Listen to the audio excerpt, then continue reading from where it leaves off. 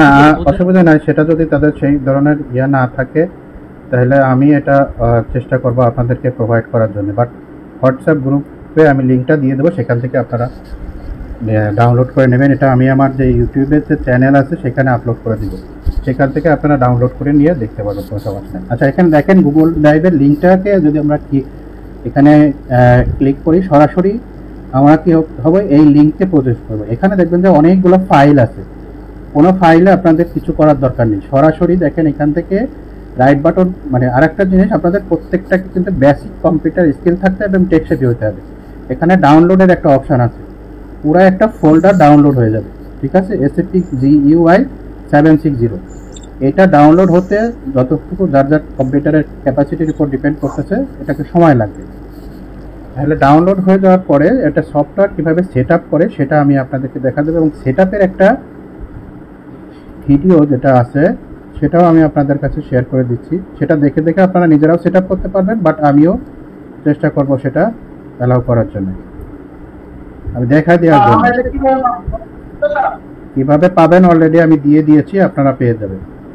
আপনারা হোয়াটসঅ্যাপের গ্রুপে জয়েন হয়ে নেন, তাহলে পেয়ে যাবেন। আমি বললাম যিনি হোয়াটসঅ্যাপ গ্রুপ ক্রিয়েট করেছেন একটু কাইন্ডলি তার সাথে যোগাযোগ করেন। আর আপনি স্যার জুমে সাইডে দিয়ে দিন স্যার লিংকটা, স্যার আমরা ওখান থেকে নিই। যারা স্যার আমরা হোয়াটসঅ্যাপে নেই, ওরা ওখান থেকে নেব। এইটা দিয়ে দিলাম, দুইটা লিংক আমি আপনাদেরকে দিয়ে দিলাম, ঠিক আছে? আচ্ছা, তাহলে আমাদের সফটওয়্যারের সেটআপ রিলেটেড কাজ শেষ। আপনারা এটা ডাউনলোড করতে থাকেন।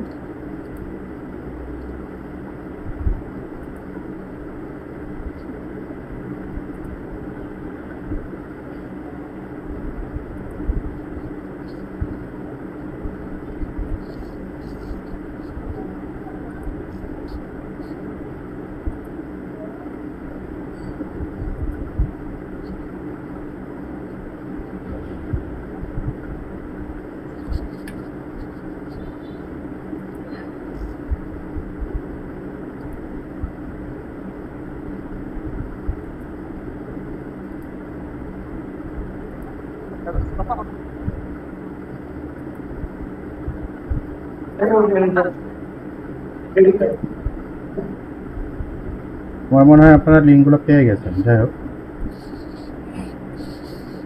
আচ্ছা এবার লিংক কোনগুলো স্যার ডাউনলোড করব আমরা?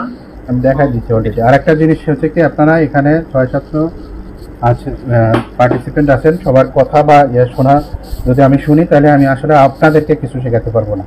তো আপনারা এগুলো দেখেন, এগুলো রেকর্ডিং হচ্ছে, বাট যারা মিস করবেন স্কিপ করবেন, পরবর্তীতে আমি এই রেকর্ডিংটা শেয়ার করে দিব, সেটা দেখে আপনারা কাজ করতে পারবেন, ঠিক আছে? স্যার আরেকবার দেখাবেন ডাউনলোড প্রসেসটা, আরেকবার একটু কাইন্ডলি শর্ট।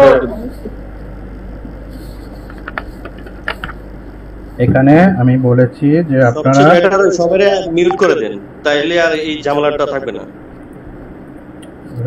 এখানে দেখেন, আমি যদি এই লিঙ্কে ক্লিক করি, এখানে আমি এরকম একটা অপশানে চলে যাব।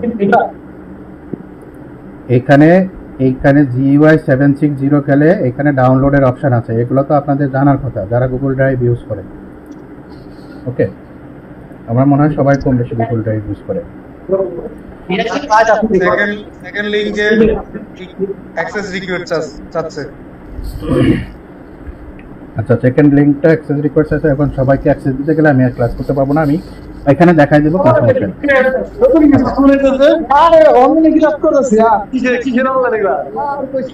সকলকে মিউট করে দেন প্লিজ স্যার। আচ্ছা, সবাইকে মিউট করেন, না হলে ক্লাস করা যাবে না। দিয়েছি ভাই। এখানে বেসিক কিছু ইনফরমেশন আছে যেটা আপনাদের কাজে লাগবে, আপনারা দেখে নেবেন। এটার একটা সফট কপি আপনারা পেয়ে যাবেন। আচ্ছা, শুরুতেই আমরা যে ট্রেনিংয়ের জন্য এতক্ষণ অপেক্ষা করছি বা আমরা রেজিস্টার করছি, যে ট্রেনিং যে প্ল্যাটফর্মটা আমরা পেয়েছি, আসলে আপনারা একটা যুগোপযোগী ট্রেনিংয়ের সেশনে ভর্তি হয়েছে। ওকে, তো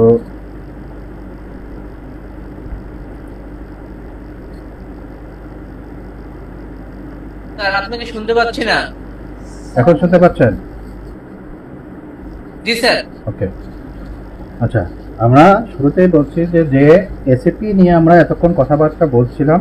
আমি বলেছি যে বেসিক এসএপি, যে basic module financial accounting and controlling, সেই মডিউলের ট্রেনিং নিয়ে আমরা কাজ শুরু করছি। এখানে আমরা আমাদের টাইমটা এবং মানি, যেটাকে বলি, এটা আসলে আমরা এক্সপেন্স হিসেবে না দেখে যদি ইনভেস্টমেন্ট হিসেবে দেখি, এবং এই ইনভেস্টটাকে আপনারা যদি ফার্দার ক্যাপিটালাইজ করতে পারেন, তাহলে আমি মনে করি এটা 1000 টাইমস বা 1 মিলিয়ন টাইমস রিটার্ন আপনাকে দিতে পারে, যদি আপনি সেভাবে। কারণ আপনারা জানেন যে এই ডিজিটাল ট্রান্সফরমেশনের যুগে বাংলাদেশ সারা বছর বলেছে যে 53 বা 55 কোম্পানি, কিন্তু আমার যে ডেটা আছে সেই ডেটা থেকে দেখা যাচ্ছে যে এখানে 150, নিয়ার অ্যাবাউট 150 অর্গানাইজেশন, এবং দিন দিন এটা বাড়ছে। এখানে কিছুক্ষণ আগে আমাদের রেফাউল স্যার যিনি বললেন, ওনারা ট্রান্সফর্ম গ্রুপের প্রায় 30টা সম্ভবত প্রতিষ্ঠানে এটাই ইমপ্লিমেন্ট করতে যাচ্ছে। এখানে হামিম গ্রুপে আছে প্রায় ওনাদের 3.5 বছরের প্রজেক্ট। এরকম অনেক অনেক কোম্পানি, যেগুলো আমরা সবাই তো সব ইনফরমেশন পাবলিকলি ডিসক্লোজ করে না। তো সেই ধারাবাহিকতায় আপনারা যারা এখানে সিএ প্রফেশনের আছেন, চাকরি করছেন বা চাকরিতে যাবেন বা চাকরি খুঁজছেন, প্রত্যেকের কিন্তু অ্যাকাউন্টিং নলেজের পাশাপাশি আমাদের টেকনোলজিক্যাল নলেজ, বিশেষ করে অ্যাকাউন্টিং সফটওয়্যার। আর অ্যাকাউন্টিং সফটওয়্যার যেমন ট্যালি এক সময় মুড়িমুড়ির মতো চলছে, এখন কিন্তু এসএপিটাও এসএপির যে ইন্টিগ্রেটেড ইআরপি, এটাও কিন্তু মোটামুটি সব জায়গায় দেখবেন যে এই ধরনের একটা ক্লজ থাকে চাকরির অ্যাপ্লাই করার ক্রাইটেরিয়া আছে। তো সেই ধারাবাহিকতা আমি মনে করব আপনারা একটা গুড ডিসিশন নিয়েছেন। এখন এই এসএপিটা আসলে কি, আমরা আরেকটা জিনিস শিখে নেব, সেটা হচ্ছে এসএপি। এটা আলাদা আলাদা উচ্চারণ করব না, এটা অনেকেই স্যাপ উচ্চারণ করে, যদিও এটা আসলে ঠিক না। এসএপি, এখন আমরা এসএপি শিখতে আসছি, তো এসএপির মিনিংটা আমাকে জানতে হবে যে আসলে এসএপির মিনসটা কি না মিনিংটা কি। যদিও এটা একটা জার্মান ল্যাঙ্গুয়েজ, এখানে ইংলিশে যদি আমরা ট্রান্সফর্ম করি সেটা দেখতে পাই system applications and products in data processing. অর্থাৎ আপনি যে ডেটা বা ইনফরমেশন, ঠিক আছে, ডেটা সিস্টেমকে প্রোভাইড করবেন, সেটাকে প্রসেস করে আপনাকে ইনফরমেশন শেয়ার করবে এসএপি। এবং এসএপি একটা ওয়ার্ল্ড নাম্বার 1। অনেকে হয়তো বলতে পারেন যে এসএপি, ওরাকল, এরা তাহলে ওরাকল নাম্বার 1, এসএপি নাম্বার 1। তো আমরা যদি চিন্তা করি আমাদের ম্যানুফ্যাকচারিং অর্গানাইজেশন বা দিক থেকে এসএপি ইজ দ্য নাম্বার 1, এবং ইউজার ফ্রেন্ডলি হিসেবে যদি চিন্তা করি এসএপিটা হচ্ছে নাম্বার 1। আর এসএপিটা তার যাত্রা শুরু হয় 1971-এ আইবিএম কর্পোরেশন, আমরা জানি। আচ্ছা, শুরুতে আমি একটা বলেছি এই মিটিংয়ে বেসিক ক্রাইটেরিয়া কি, সবাই আনমিউট থাকা, অনলি যদি রিসোর্স পারসন সে কি করবে, আনমিউট থাকবে, বাকি সবাই মিউট থাকবেন। এটা হচ্ছে আমাদের বেসিক ক্রাইটেরিয়া, এটা আপনারা ফলো করবেন, কারণ আননেসেসারি নয়েজ হলে এটা কনসেন্ট্রেশনটা ব্রেক হয়ে যায়, আমার একার না, আপনাদের সবারই, ঠিক আছে।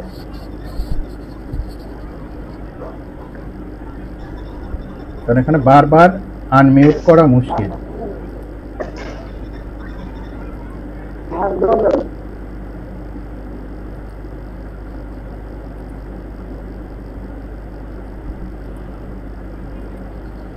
আচ্ছা, 1970 আইবিএম এর 5 জন ইঞ্জিনিয়ার, তারা এই 1972-তে এসএপি শুরু করে, এবং এসএপির যে লেটেস্ট ভার্সন আমরা জানি এসএপি S/4HANA, ঠিক আছে। আর একটা জিনিস আমি এখানে আপনাদের বেসিক ওভারভিউ দিব, কারণ আমাদের সেশনটা হচ্ছে 10টা সেশন, 10টা সেশনের মধ্যে আমাদের পুরো কোর্সটা শেষ করতে হবে। তো এই জন্য আপনাদের কোঅপারেশন খুবই খুবই জরুরি। আচ্ছা, তাহলে এসএপি কি আমরা যেটা জানলাম। আর এসএপির দেখবেন যে এসএপিটা সিস্টেমটার একটা বলা হয় R3 মানে কি সেটা আমরা একটু জানার চেষ্টা করি। আরটা হচ্ছে রিয়েল টাইম ডেটা প্রসেসিং।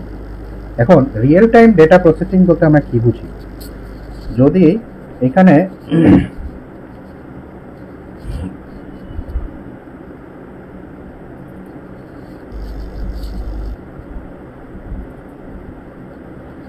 দেখেন, আমি রিয়েল টাইম ডেটা প্রসেসিং এর একটা উদাহরণ আপনাদের সামনে দিই। সেটা হচ্ছে আমরা যখন প্রোডাক্টটা সেলস করি, ঠিক আছে? প্রোডাক্ট সেলস করি, সেলস করার সাথে সাথে আমি কি করলাম, কাস্টমারের কাছে আমি প্রোডাক্টটা প্রথম কি করি, হ্যান্ড ওভার করি। আমার এক্সিস্টিং স্টক থেকে প্রোডাক্টটা হ্যান্ড ওভার করি কার কাছে, কাস্টমারের কাছে। তারপরে সে কাস্টমারের কাছে চলে যাওয়ার পরে, অর্থাৎ আপনার প্রোডাক্টের সত্ত্ব যখন হ্যান্ড ওভার হয়ে ট্রান্সফার হয়ে কাস্টমারের এন্ডে চলে যাচ্ছে, তখন আপনি সেটাকে সেলস হিসেবে রিকগনাইজ করছেন। তো এখানে বেসিক কি ঘটনা ঘটে,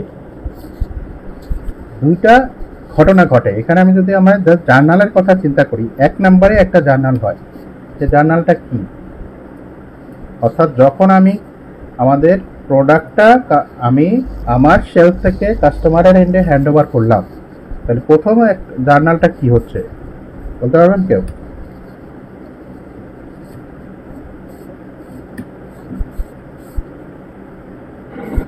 রিসিভেবল ডেবিট না, আগে কি হলো, আগে যে ঘটনাটা ঘটলো সেটা হচ্ছে আমার আমার স্টকটা ক্রেডিট হলো,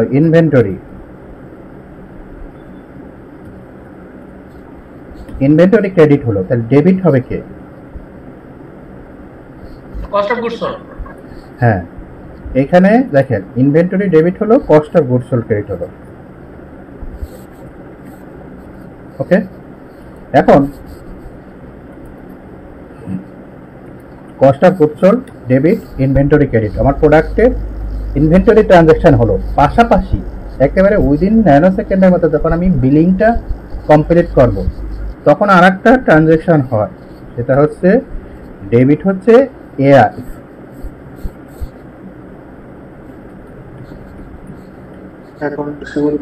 ঠিক আছে, আর ক্রেডিট হচ্ছে সেলস, ঠিক আছে।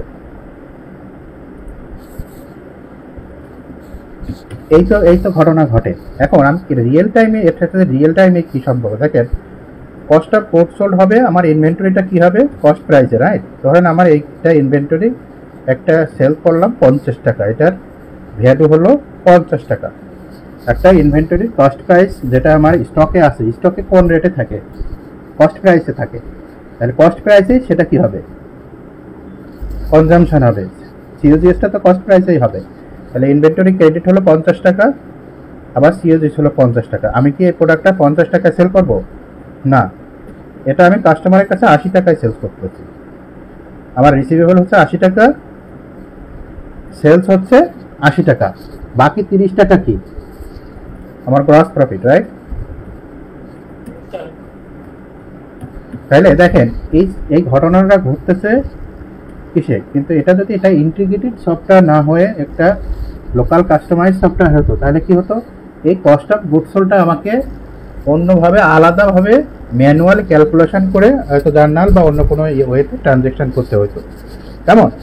কিন্তু এখানে দেখেন একেবারে উইথিন সেকেন্ডের মধ্যে এই ট্রানজ্যাকশনগুলো অটোমেটিক হয়ে যাচ্ছে। এটা কিন্তু আমার কোনো কিছু করতেছে না, জাস্ট আমি কি করলো, গুডসটা ডেলিভারি করব, ইস্যু করব, বিলিংটা কমপ্লিট করব, অর্থাৎ কমান্ড দিতে যদি দেরি, ইনফরমেশন আপডেট হতে দেরি না।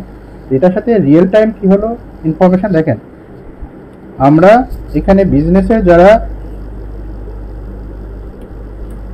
রিপোর্টিং নিয়ে কাজ করতেছে, যারা ড্যাশবোর্ড দেখে, অর্থাৎ আপনারা এখানে এমডি বলেন, সিইও বলেন, সিএফও বলেন, তারা কি করতেছে, তারা এই ড্যাশবোর্ডে দেখতেছে যে এই মুহূর্তে আমার সেলস কি হচ্ছে, সাথে সাথে তারা সেলসের পাশাপাশি তার প্রফিট কি আসছে, গ্রস প্রফিটটা কি সেটা দেখতে পাচ্ছে, ইনভেন্টরির স্ট্যাটাস দেখতে পাচ্ছে, কাস্টমারের মার্কেট ক্রেডিট বা সেলস দেখতে পাচ্ছে। অর্থাৎ সে কিন্তু একটি ড্যাশবোর্ডের মধ্যে যে কোনো সময় এনি হয় সে তার মোবাইলে বলেন, ল্যাপটপে বলেন, তার সাথে সাথে সে তার সমস্ত ইনফরমেশনটা দেখতে। এটা তো একটা উদাহরণ দিলাম। তো এটা হচ্ছে R3 কাজ। এই R3 এটা বলতেছি যে এটা হচ্ছে রিয়েল টাইম ডেটা প্রসেসিং, অর্থাৎ আপনাকে অলওয়েজ সে রিয়েল টাইম ইনফরমেশনটাই প্রোভাইড করতেছে। আর 3টা কি, 3 হচ্ছে এটা একটা টায়ার, 3 হচ্ছে 3 টায়ার বা লেয়ার। এখন 3 টায়ার বা লেয়ার এটা আসলে কিরকম, 3 টায়ার বা লেয়ার দেখেন, একটা সার্ভার, এটা চলে, এই এসিপিটা চলবে কিসের মধ্যে, একটা সার্ভারের মাধ্যমে। তো এই সার্ভারের 3টা লেয়ার থাকে। প্রথম লেয়ারটা হচ্ছে অ্যাপ্লিকেশন লেয়ার, অ্যাপ্লিকেশনটা লেয়ারটা কি, এই যে আমরা সেলসের এন্ট্রি দিলাম, অর্থাৎ সেলস অর্ডার ক্রিয়েট করলাম, তারপরে গুডস ডেলিভারি দিলাম, বিলিং করলাম, জার্নাল এন্ট্রি দিলাম, আজকে একটা কনভেন্সের বিল দিলাম, সেটা ট্রানজাকশন করা, এটা ইনভয়েস পোস্টিং দিলাম। এটা হচ্ছে আমরা কি করতেছি, আমাদের অপারেশন লেভেলে সেটা, অর্থাৎ আমাদের ডেটাগুলো অ্যাপ্লাই করতেছি, এটাকে আমরা বলছি অ্যাপ্লিকেশন লেয়ার। সিস্টেম কি করতেছে, এই ডেটাগুলো প্রসেস করে সিস্টেম কি করতেছে ডেটাগুলো। আচ্ছা, আমি আপনাদের বারবার মিউট করতেছি, আপনারা কেন মিউট করতেছেন আমি বুঝতেছি না আপনাদের ইয়েটা।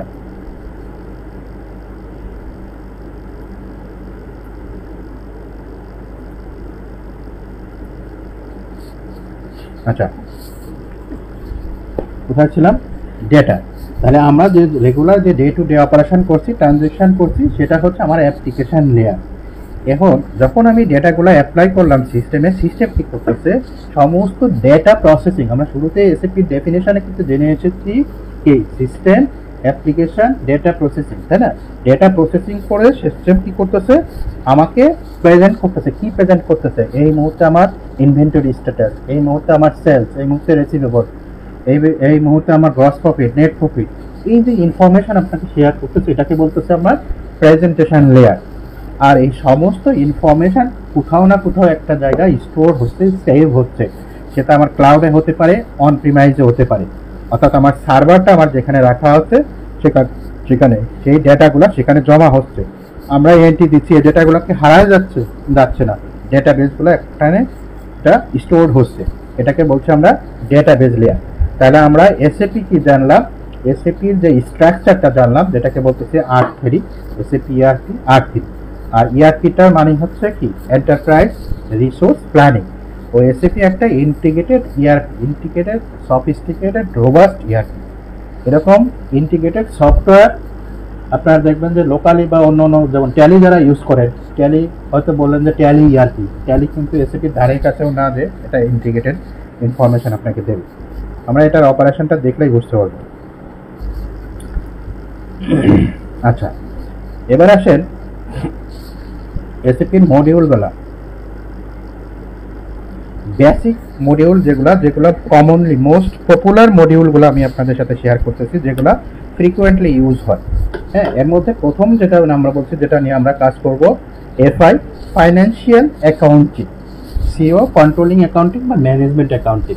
কেন ম্যানেজমেন্ট অ্যাকাউন্টিং বলতে, সিওর কাজ কি, সিওর কাজ হচ্ছে কন্ট্রোলিং, অর্থাৎ সিও হচ্ছে মূলত রিপোর্টিং বেস, বিভিন্ন ধরনের রিপোর্টিং অ্যানালাইসিস, এবং মেইন কাজ হচ্ছে product costing and product cost controlling. এর জন্য এটাকে আমরা ম্যানেজমেন্ট অ্যাকাউন্টিং এর সাথে তুলনা করতে পারি। এমএম মডিউল, ম্যাটেরিয়াল ম্যানেজমেন্ট, আমি শুরুতেই যেটা বলেছি, আমরা এফআইসিওর পাশাপাশি এমএম মডিউলের কিন্তু অনেক একটা অংশই কভার করার চেষ্টা করবো ইনশাল্লাহ। আর ডিস্ট্রিবিউশন, এটা হচ্ছে SD, sales and distribution module. Production module, PP, production planning. এইচআরটা হচ্ছে হিউম্যান রিসোর্সেস, ক্লিয়ার।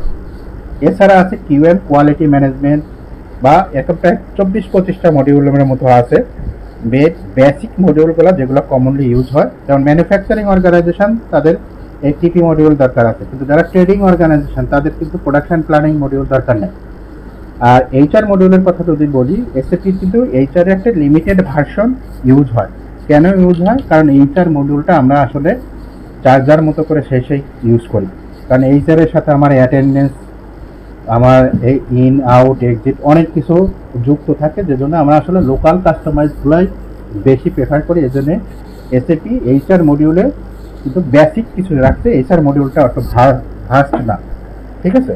তাহলে অন্য সব মডিউলগুলো যেভাবে ইন্টিগ্রেটেড, এইচআর মডিউলে অত কিন্তু ভাস্ট না। এজন্য এইচআর মডিউল অনেকে নেয়, আবার অনেকে নেয় না, কারণ তারা সেটা লোকালি সেটার সাথে অ্যাটেন্ডেন্স, অ্যাক্সেস কন্ট্রোল অনেক কিছু কাস্টমাইজ করে।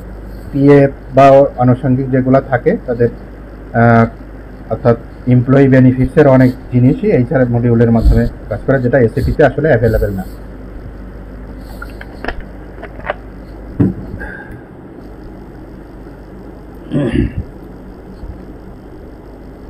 আচ্ছা, এসএপি ফাইন্যান্স ইন্টিগ্রেশন। এখন আমরা শিখবো হচ্ছে এফআই এবং সিও মডিউল। তাহলে এফআই মডিউলের মধ্যে আসলে কি কি আছে, এফআই মডিউলটা কি জিনিস সেটা যদি আমরা জানি, অর্থাৎ scope of FI module, FI বলতে আমরা বুঝি হচ্ছে financial accounting. That is financial accounting. Financial accounting manages the financial transaction of the organization, অর্থাৎ একটা অর্গানাইজেশনের সমস্ত ফাইন্যান্সিয়াল ট্রানজ্যাকশন সেটা সে ম্যানেজ করার দায়িত্ব বা কাজই হচ্ছে এফআই মডিউলে। And financial transaction recorded in balance sheet and income statement, অর্থাৎ আমার যে ফাইন্যান্সিয়াল যত ধরনের ট্রানজ্যাকশন হয় সেই ট্রানজ্যাকশনগুলো কোথায় রেকর্ড হয়? আইদার ইনকাম ব্যালেন্স শিটে অথবা ইনকাম স্টেটমেন্টে। আমরা যদি স্টেটমেন্ট অফ কম্প্রিহেন্সিভ ইনকাম করি অথবা স্টেটমেন্ট অফ ফাইন্যান্সিয়াল পজিশন, এখানে এর বাইরে কিন্তু কোনো ফাইন্যান্সিয়াল ট্রানজ্যাকশন রেকর্ড হয় না। The sub component of the module align with balance, অর্থাৎ যত সাব কম্পোনেন্ট আছে সমস্ত আমার এই ব্যালেন্স শিট এবং ইনকাম স্টেটমেন্টের সাথেই রিলেটেড। এখন আমরা যদি দেখি যে এফআই স্কোপগুলো কী কী আছে, শুরুতে যদি দেখি general ledger, accounts payable, accounts receivable, asset accounting. এখন দেখেন এর বাইরে আমাদের ফাইন্যান্সের আর কোনো কিছু আছে কিনা? General ledger, accounts payable, accounts receivable, asset accounting. GL accounting আমাদের journal entry, accounts payable, accounts, এর বাইরে কিন্তু আর আমার কোনো ফাইন্যান্সিয়াল ট্রানজ্যাকশন নাই। আর নিচে আমরা ব্যাংকিং লেজার বলতে আলাদা একটা অপশান রেখেছি। ব্যাংকিং লেজারটা এর জন্য রেখেছি এসএপিতে ব্যাংকিং এর ক্ষেত্রে একটু ডিফারেন্টভাবে এটাকে অপারেশনটা করা হয়। সেটা হচ্ছে একটা ব্যাংক অ্যাকাউন্টের এগেনস্টে তিনটা লেজার মেনটেন করা হয়। সেটা হচ্ছে একটা হচ্ছে ইনকামিং, একটা হচ্ছে আউটগোয়িং, আর একটা হচ্ছে মেইন লেজার। অর্থাৎ একটা ব্যাংকে যত ডেবিট হয়, ইনকামিং হয়, ডিপোজিট হয়, ঠিক আছে, যে কোনো সোর্স থেকে, সেটাকে আমরা বলবো হচ্ছে সেই সকল ট্রানজ্যাকশন আমরা রেকর্ড করবো হচ্ছে ব্যাংকের ইনকামিং লেজারে। আর একটা হচ্ছে ব্যাংক থেকে যত ধরনের ডিডাকশন, যত ধরনের পেমেন্ট, সেইগুলোকে আমরা রেকর্ড করবো হচ্ছে আউটগোয়িং। এবং ইনকামিং এবং আউটগোয়িং এর পরেও মান্থ এন্ড ক্লোজিংয়ে কিন্তু আমাদের কিছু রিকনসিলিয়েশন থেকে যায়। অর্থাৎ আমি একটা সাপ্লায়ারকে পেমেন্ট করলাম, সে কিছু করলাম, বাট 31 or 13 ডিসেম্বর বললাম বা যে কোনো মাস শেষে কী হলো, ওটা আমার ব্যাংকে ডিপোজিট হলো না, ঠিক আছে। তাহলে আমি আমার স্টেটমেন্ট থেকে সেটাকে ডিডাক্ট করলাম, বাট ব্যাংকের স্টেট থেকে সেটা কিন্তু ডিডাক্ট হয় না। এই অ্যামাউন্টগুলো কিন্তু রিকনসিলিয়েশন ফিগার হিসেবে থেকে যায়, ঠিক আছে। তাহলে ইনকামিং এবং আউটগোয়িং এইটার রিকনসিলিয়েশন যে ব্যালেন্স, সেই ব্যালেন্সটা মেইন অ্যাকাউন্টে মাস শেষে ক্যারি ফরওয়ার্ড হয়। মাস শেষে মেইন অ্যাকাউন্টে সেই রিকনসিলিয়েশন ব্যালেন্স থাকে এবং মেইন অ্যাকাউন্টের ব্যালেন্সটাই পরবর্তী মাসে ওপেনিং ব্যালেন্স বা রিকনসিলিয়েশন ব্যালেন্স হিসেবে ক্যারি ফরওয়ার্ড হয়ে আসে। এই জন্য ব্যাংকিং লেজারটা এখানে আলাদাভাবে আমরা কি করি, উল্লেখ করি। তাহলে স্কোপ অফ এফআই আমরা একটা জানলাম। এখন এটা বলছি যে আমরা একটা ওভারভিউ দেবো এবং বেসিক কিছু ইনফরমেশন যেটা না জানলেই নয়, কারণ আমাদের এই পুরো সেশনটা হচ্ছে প্র্যাকটিক্যাল সেশন, ঠিক আছে। তো এই প্র্যাকটিক্যাল সেশনে আমরা যখন কাজ করতে যাব তখন আমাদের এই বেসিক ইনফরমেশনগুলো জানা দরকার, অর্থাৎ ফাইন্যান্সের অর্গানাইজেশনাল স্ট্রাকচারটা জানা দরকার। এখন স্ট্রাকচার যদি আমি না জানি তাহলে আমি আসলে সেটা নিয়ে কিন্তু আরও ভিতরে কাজ করার স্কোপটা পাবো না। স্ট্রাকচারটার মধ্যে কি থাকবে দেখেন, এসএপিতে যখন আমরা লগ ইন করবো, অর্থাৎ এখানে আমাদের একটা ইন্টারফেস থাকে, যে ইন্টারফেস আমি অলরেডি আপনাদের একটা লিঙ্ক দিয়েছি, সেটা হচ্ছে GUI, graphical user interface. GUI SAP GUI মানেটা কি? GUI মানেটা হচ্ছে গ্রাফিক্যাল ইউজার ইন্টারফেস।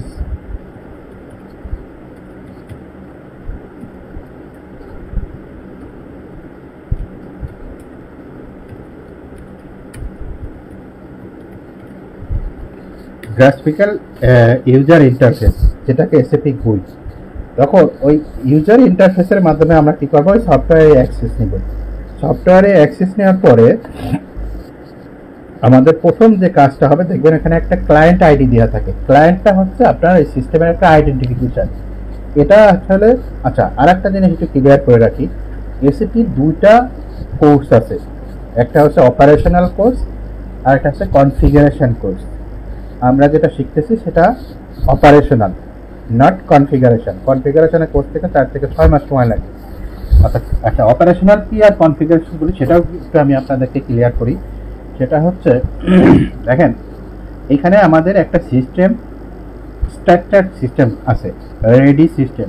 যে সিস্টেমে অ্যাক্সেস করা থাকবে, একটা কোম্পানি থাকবে, সেই কোম্পানি একটা কোড থাকবে, সেই কোম্পানি একটা স্টার্ট আপ অ্যাকাউন্ট থাকবে, স্টার্ট আপ অ্যাকাউন্টের আন্ডারে অনেকগুলো লেজার ক্রিয়েট করা থাকবে, কাস্টমার ক্রিয়েট করা থাকবে, ভেন্ডার ক্রিয়েট করা থাকবে, এবং প্রত্যেকটা মডিউলের সাথে মডিউল ইন্টিগ্রেট করা থাকবে। আমরা শুধু অপারেট করব, আমরা আমাদের ডেইলি ট্রানজ্যাকশনগুলো রেকর্ড করব, ঠিক আছে? অর্থাৎ সব কিছু রেডি আছে, আমি আমার অপারেশনাল ওয়ার্কটা করব, সেটা হচ্ছে অপারেশন ট্রেনিং। এবং সেই কাজটা আমি কিভাবে করব সেটা হচ্ছে আমরা এখন শিখব।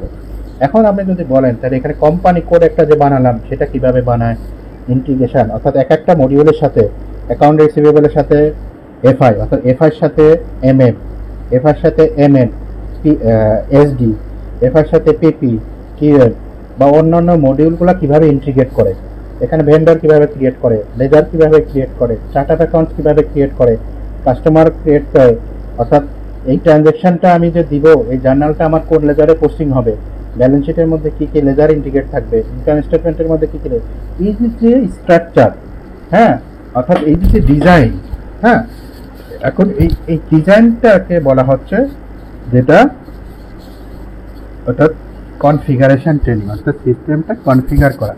অর্থাৎ এরপরে এটা হচ্ছে অ্যাডভান্স লেভেল। তো অ্যাডভান্স লেভেলে কাজ করতে হলে আমাদের কনফিগারেশন জানতে হবে, বাট আমরা এখন যেহেতু অপারেশনাল লেভেল। তো এখন এখানে আমাদের একটা ক্লায়েন্ট আইডি থাকবে। এই ক্লায়েন্ট আইডি সাধারণত দেখবেন যে 100, 120, 110, এটা আপনি ডিপেন্ড করতেছেন আপনি ক্লায়েন্টের আইডেন্টি কি দেবেন। এখানে 3 ডিজিটের একটা নাম্বার থাকে। এখন ওই ক্লায়েন্ট যখন দেবেন, ইউজার আইডি দিবেন, পাসওয়ার্ড দেবেন, তারপরে আপনি সিস্টেমে অ্যাক্সেস নেবেন। সিস্টেমে অ্যাক্সেস নিয়ে তখন আপনি আপনার কোম্পানি, এখানে দেখা যাচ্ছে যে অনেকগুলো কোম্পানি, আপনার যদি গ্রুপ অফ কোম্পানি থাকে 10টা 20টা। আর একটা জিনিস মনে রাখতে হবে, এসএপি কিন্তু প্রত্যেকটা জিনিসকে চেনে কি হিসাবে, কোড হিসাবে। হ্যাঁ, এসএপি কিন্তু কোডিফিকেশন চেনে, ঠিক আছে? এসএপি প্রত্যেকটা ট্রানজ্যাকশন করতে হলে আমাদের একটা কোডিং এর মাধ্যমে যেতে হয়। এসএপি কোড আকারে চেনে। ধরেন আমি একটা কোম্পানির নাম বললাম যে সুপারস্টার ইলেকট্রনিক্স লিমিটেড, ওটা অনেক বড়, কিন্তু এই কোম্পানিটাকে এসএপি কি চিনবে, কোডিং এর মাধ্যমে চিনবে, ঠিক আছে? এই কোডটা হচ্ছে 1200, আমরা 1200 কোম্পানি থেকে কাজ করি, ঠিক আছে? সেই একটা কোম্পানি থাকে, কোম্পানি হচ্ছে লিগ্যাল এন্টিটি। এখন এটার অপারেশনালের জন্য চার্ট অফ অ্যাকাউন্টস থাকবে। চার্ট অফ অ্যাকাউন্টস কি জিনিস, লিস্ট অফ জেনারেল লেজার। একেবারে খুবই সিম্পল, একটা সবচেয়ে সহজ ডেফিনেশনটা যদি আমরা বলি, লিস্ট অফ জেনারেল লেজার, অর্থাৎ অনেকগুলো জেনারেল লেজারের লিস্ট থাকতেছে সেই চার্ট অফ অ্যাকাউন্টসের মধ্যে। পাশাপাশি একটা থাকবে ক্রেডিট কন্ট্রোল এরিয়া। একটা দেখেন এখানে থাকবে credit controlling area, credit control area. Credit control area কি কাজে লাগবে, এটা চার্ট অফ অ্যাকাউন্টসের সাথে এটা প্যারালালি রাখা হয়েছে এই জন্যই। আচ্ছা, chart of account, chart of account আমরা কি কোনো অপারেশন করতে পারবো, কোনো ট্রানজাকশন করতে পারবো? পারবো না। কারণ আজকে যদি আমি একটা জার্নাল পোস্ট করতে চাই, আমার একটা ডেবিট লাগবে, একটা ক্রেডিট লাগবে। তো ডেবিটের একটা হেড লাগবে, ক্রেডিটের একটা হেড লাগবে। যেমন আমি এখানে বললাম যে অ্যাকাউন্ট রিসিভেবল ডেবিট, আর একটা হচ্ছে sales credit. Account receivable debit, sales credit. তো অ্যাকাউন্ট রিসিভেবল এটাকে আমরা বলি কি একটা হেড অফ অ্যাকাউন্টস, এটাকে আমরা আর একটা বলি কন্ট্রোল লেজার বা জেনারেল লেজার। আচ্ছা, এখানে চার্ট অফ অ্যাকাউন্টসের মধ্যে আমাদের লেজারের কিছু কনসেপ্ট আছে। এসএপির ক্ষেত্রে আবার এটা কিন্তু অন্যটার সাথে গোলাইলে হবে না। এখন আপনারা বলেন জেনারেল লেজার, সাব লেজার, তারপর সাবসিডিয়ারি লেজার। এসএপি কিন্তু এই ধরনের কোনো কোডিফিকেশন বা এই ধরনের কোনো স্ট্রাকচার এসএপিতে নাই। এসএপিতে আপনার হচ্ছে 2টা লেজার থাকবে, একটা হচ্ছে মেইন লেজার বা কন্ট্রোল লেজার, যেটাকে আমরা জেনারেল লেজার বলি, আর একটা হচ্ছে সাব লেজার কনসেপ্ট। যেমন আমি ওইখানে বললাম, এখানে আমি বললাম হচ্ছে কাস্টমার ডেবিট, ঠিক আছে?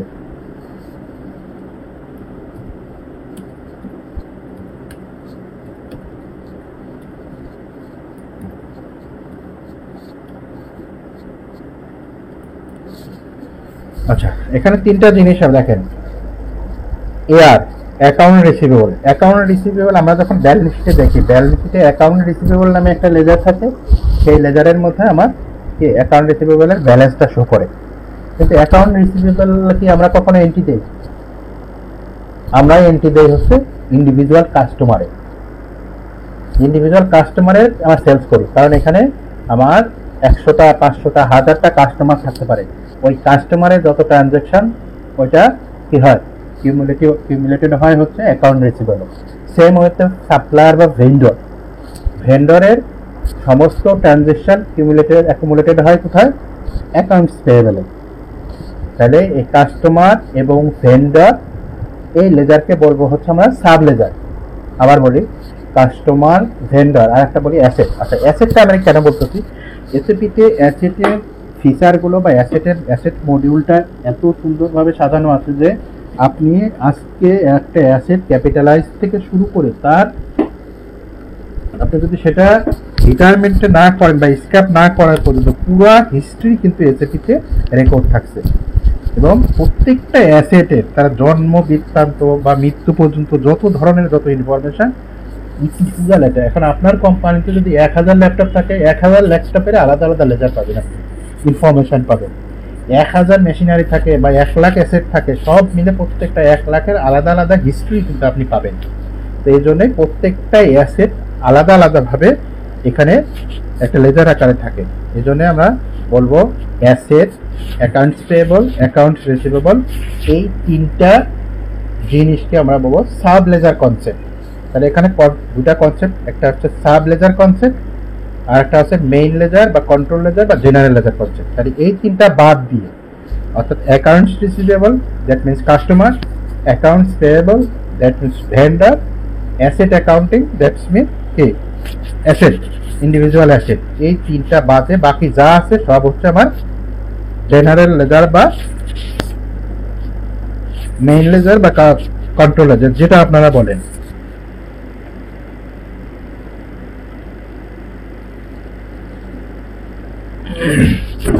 আচ্ছা, তাহলে আমরা দুটা জিনিস জানলাম।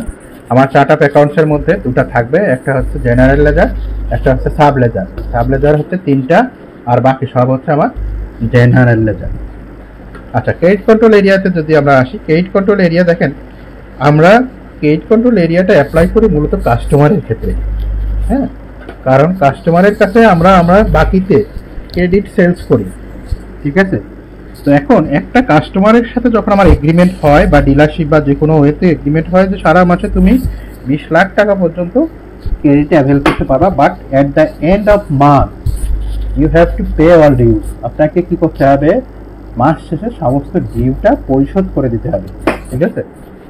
মাস শেষে সমস্ত ডিউটা পরিশোধ করে দিতে হবে।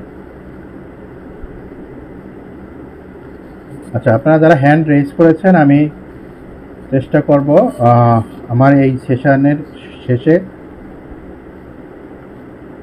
আমাদের কোশ্চেন ও আনসার সেশন থাকবে তখন, ঠিক আছে? আপাতত যদি আমার কথা না শোনা যায় বা না বোঝা যায়, আপনারা একটু চ্যাট বক্সে লিখে দেবেন, ওকে? আচ্ছা, তো সেই কাস্টমারের 20 লাখ টাকা ক্রেডিট আছে।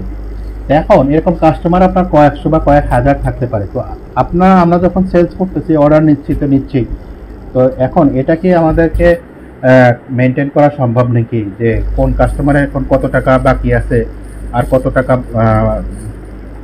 তাকে আমি অর্ডার প্লেস করতে পারবো? তো এই দায়িত্বটা নেওয়া মানে ইন্ডিভিজুয়ালি মেনটেন করা কি হয় টাফ কাজ। তো সেক্ষেত্রে আমাদেরকে কি করতে হবে? সেক্ষেত্রে দায়িত্ব দিয়ে দিতে হবে সফটওয়্যারে।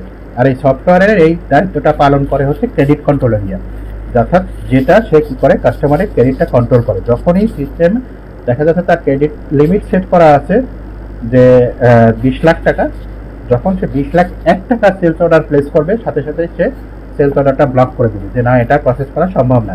যেমন এক সময় গ্রামীণ ফোনের টাকা শেষ হয়ে গেলে অটোমেটিক্যালি কল কেটে যেত, ঠিক আছে? এরকম যেমন আপনার ক্রেডিট লিমিট যদি শেষ হয়ে যায়, তাহলে অটোমেটিক্যালি আপনার সমস্ত সেলস অর্ডার ব্লক হয়ে যাবে, কেমন? আচ্ছা, এর প্যারালালি কোম্পানির মধ্যে, এখন কোম্পানি আমরা বলছি যে একটা অর্গানাইজেশন, যেটা যদি গ্রুপ অফ কোম্পানি হয়, তাহলে গ্রুপ অফ কোম্পানি অনেকগুলো কোম্পানি থাকতে পারে, কোম্পানি 1, 2, 3, এবং প্রত্যেকটা আমরা কোড লিখেছি যেহেতু এটা এসএপি কোডিং আকারে চেনে। তাহলে কোম্পানি কোড 1, কোম্পানি কোড 2, 3, এভাবে অনেকগুলো কোম্পানি থাকতে পারে একটা ক্লায়েন্টের আন্ডারে।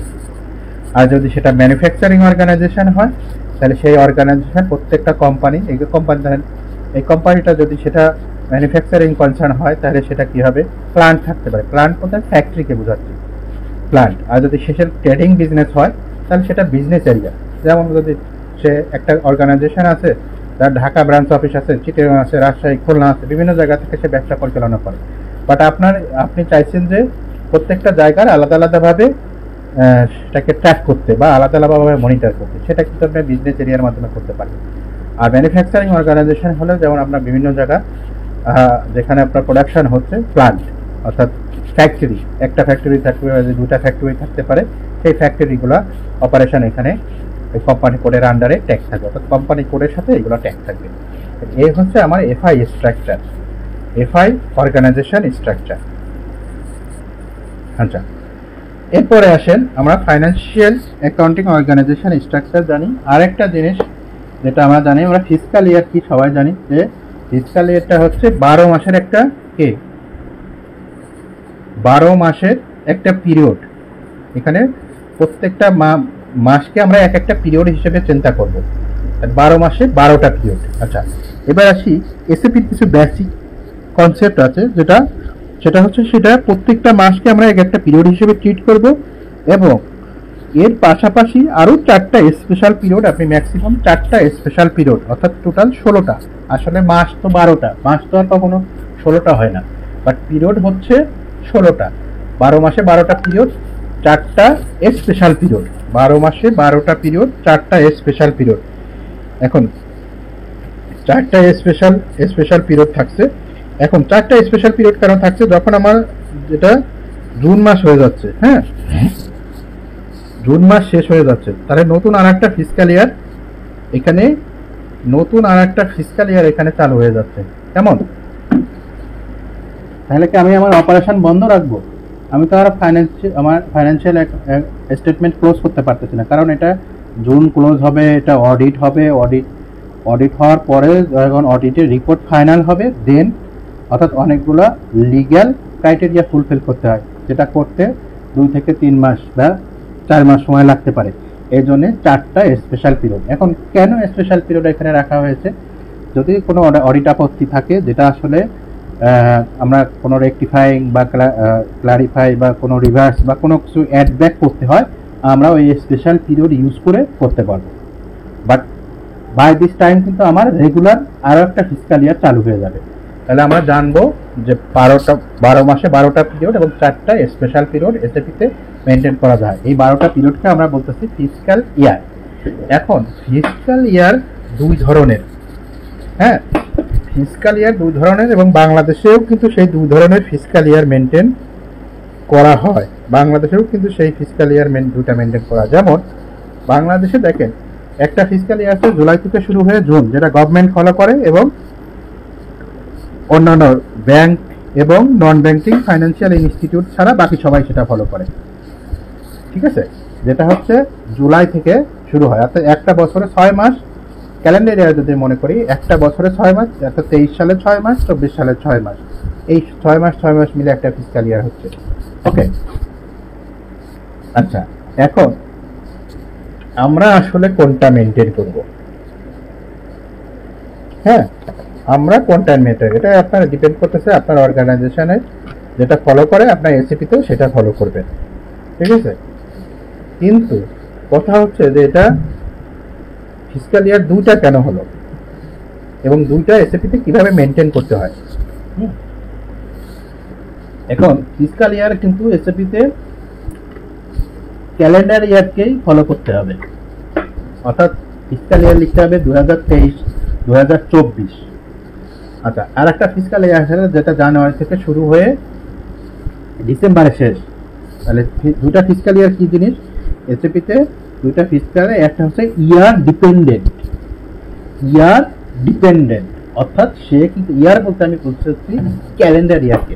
যেমন এখন 2024 সাল শুরু হয়েছে জানুয়ারি থেকে, শেষ হবে ডিসেম্বর।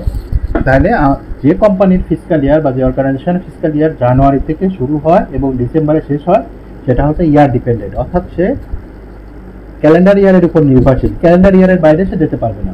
তাহলে সেই অর্গানাইজেশনের ফিসকাল ইয়ার এখন কি চলে? 2024। এখন যে অর্গানাইজেশন ফলো করতেছে জুলাই, অর্থাৎ যার ফিসকাল ইয়ার শুরু হয়েছে জুলাই 2023 থেকে এবং শেষ হবে এই জুন, সামনে যে জুন আসতেছে জুন 2024-এ, তাহলে সে কি লিখবে তার ফিসকাল ইয়ারকে? এটা একটু আপনাদেরকে বোঝাতে হবে। অর্থাৎ ক্যালেন্ডার ইয়ার নিয়ে কারো কোনো সমস্যা নেই, কারণ ক্যালেন্ডার ইয়ার ডিপেন্ডেন্ট, অর্থাৎ 2024 হলে 24, 25 হলে 25, 26 হলে 26, কারণ সে জানুয়ারি থেকে জুন ফলো করছে। কিন্তু যারা ইয়ার ইন্ডিপেন্ডেন্ট বলতে কিন্তু স্বাধীন, সেই একটা ইয়ারের যে কোনো জায়গা থেকে শুরু করতে পারে, যে কোনো জায়গায় শেষ করতে পারে। বাংলাদেশে যেটা হয় জুলাই থেকে শুরু হয়, জুনে গিয়ে শেষ হয়। ইন্ডিয়ায় কি হয়, এপ্রিল থেকে শুরু হয়, মার্চে শেষ হয়। অনেক জায়গায় দেখা যায় সেপ্টেম্বর থেকে শুরু হয়, অক্টোবর থেকে শুরু হয়, সেপ্টেম্বরে শেষ হয়। এরকম ভিন্ন ভিন্নভাবে, অর্থাৎ তারা কি করে, যে কোনো একটা বছরের যে কোনো একটা মাঝখানের মাস থেকে শুরু করে আবার তার আগের মাসে গিয়ে শেষ করে। তাদের ক্ষেত্রে আসলে আমরা ফিসকাল ইয়ারটা কি লিখব? এখন যেমন একটা জুলাই 23 টু জুন 24। এখন এইটাকে আমি 2023 সাল লিখবো না ফিসকাল ইয়ার 2024 সাল লিখবো, বলেন তো? এবার আমি একটু আপনাদের কেউ একজন বলেন, আমি একটু আপনাদের আনমিউট করার ইয়া দিয়ে দিচ্ছি, কেউ একজন বলেন তো। 2023 সাল লিখবো স্যার। 2023 সাল লিখবো। 24 লিখবো স্যার। 23-24 বলবো, বাট 24 বলা হয় সাধারণত। দেখেন, হ্যাঁ সাল লিখবো। দেখেন এখানে কিন্তু আপনারা অলরেডি দুইটা দলে বিভক্ত হয়ে গেছে। কেউ বলতেছেন 2023 লিখবো, কেউ বলতেছেন 2024 লিখবো, ঠিক আছে? এখন দুইটা দলই রাইট, কিন্তু সিস্টেমে তো আপনি একটা অ্যাপ্লাই করতে পারবেন, এবং এটা ডিপেন্ড করতেছে আপনার ম্যানেজমেন্টের ডিসিশন উপরে। আপনি 23 লিখবেন না 40 লিখবেন, এটা ডিপেন্ড করতেছে আপনার কোম্পানির ম্যানেজমেন্ট কি চায় সেটার উপরে, ঠিক আছে? এখন আমরা যে সিস্টেমে প্র্যাকটিস করব সেটাকে আমরা বলছি 2024 সাল। অর্থাৎ আমরা বেছে নিয়েছি কোনটা? আমরা বেছে নিয়েছি হচ্ছে কোনটা বলেন তো? লাস্ট 6 মান্থ যে ক্যালেন্ডার ইয়ারের মধ্যে পড়েছে, লাস্ট 6 মান্থ, আবার বলি লাস্ট 6 মান্থ যে ক্যালেন্ডার ইয়ারের মধ্যে পড়েছে সেই ক্যালেন্ডার ইয়ারই হবে আমার ফিসকাল ইয়ার। আমার ফিসকাল ইয়ার হচ্ছে 2024। তাহলে 2024 যখন আমি বলবো তখন আমাকে ধরে নিতে হবে এটা স্টার্ট হয়েছে জুলাই 23 থেকে আর শেষ হবে জুন 24-এ। কেমন? তাহলে এখন এই ফিসকাল ইয়ারে জুলাই মাসটা কোন পিরিয়ড বলেন তো? পিরিয়ড 1। জুলাই মাসটা পিরিয়ড 1, কারণ আমার শুরুটা হচ্ছে 1, কিন্তু আমি যখন মাস হিসাব করতে যাব তখন কিন্তু হবে সেটা 7 মাস। তাহলে জুলাই মাসটা হচ্ছে পিরিয়ড 1, ডিসেম্বরটা হচ্ছে পিরিয়ড 6, এখন চলে এপ্রিল। কততম পিরিয়ড চলে আমার? 10, মেতে হবে 11, জুনে যায় 12, পিরিয়ড শেষ। আবার জুলাই 24-এ গিয়ে শুরু হবে ফিসকাল ইয়ার 25। তাহলে আমার ফিসকাল ইয়ারের গল্প শেষ। কেমন? আশা করি আপনারা বুঝতে পারছেন।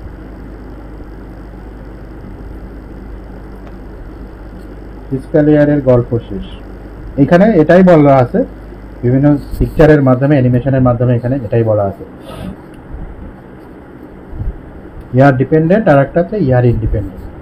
আচ্ছা, চার্ট অফ অ্যাকাউন্টস নিয়ে আমরা কথা বলেছিলাম। চার্ট অফ অ্যাকাউন্টসটা হচ্ছে, চার্ট অফ অ্যাকাউন্টস কি সবচেয়ে ছোট ডেফিনেশনটা হচ্ছে লিস্ট অফ জেনারেল লেজার। এখানে 3 ধরনের চার্ট অফ অ্যাকাউন্ট মেনটেন করা হয় বা করা যায়। একটা হচ্ছে অপারেটিং চার্ট অফ অ্যাকাউন্ট, অর্থাৎ আমার day to day transaction record করার জন্য, অপারেশনটা এক্সিকিউট করার জন্য যে চার্ট অফ অ্যাকাউন্টটাকে বলে সেটাকে আমরা বলি অপারেটিং চার্ট অফ অ্যাকাউন্ট। আর একটা হচ্ছে গ্রুপ চার্ট অফ অ্যাকাউন্ট। আচ্ছা, এখন মনে করেন গ্রুপ চার্ট অফ অ্যাকাউন্ট কি? আপনার কোম্পানি আছে 5টা, গ্রুপ অফ কোম্পানি। তো 5টা কোম্পানির জন্য যদি আপনি ভিন্ন ভিন্ন চার্ট অফ অ্যাকাউন্ট করতেই পারেন, কোনো সমস্যা নেই, ভিন্ন ভিন্ন চার্ট অফ অ্যাকাউন্টস করেন। এখন আপনার ম্যানেজমেন্ট যদি চায় যে আমার 5টা কোম্পানি আমি আলাদা আলাদা ফাইন্যান্সিয়াল স্টেটমেন্ট দেখব, এখন সেটা আপনাকে তৈরি করে দিতে হবে। আবার যদি বলে না সবগুলো মিলে আমার কনসোলিডেটেড ফাইন্যান্সিয়াল স্টেটমেন্ট আমি দেখতে চাই, তখন আপনাকে কি করতে হবে, সমস্ত চার্ট অফ অ্যাকাউন্টসকে মার্জ করে একটা চার্ট অফ অ্যাকাউন্টস তৈরি করতে হবে না।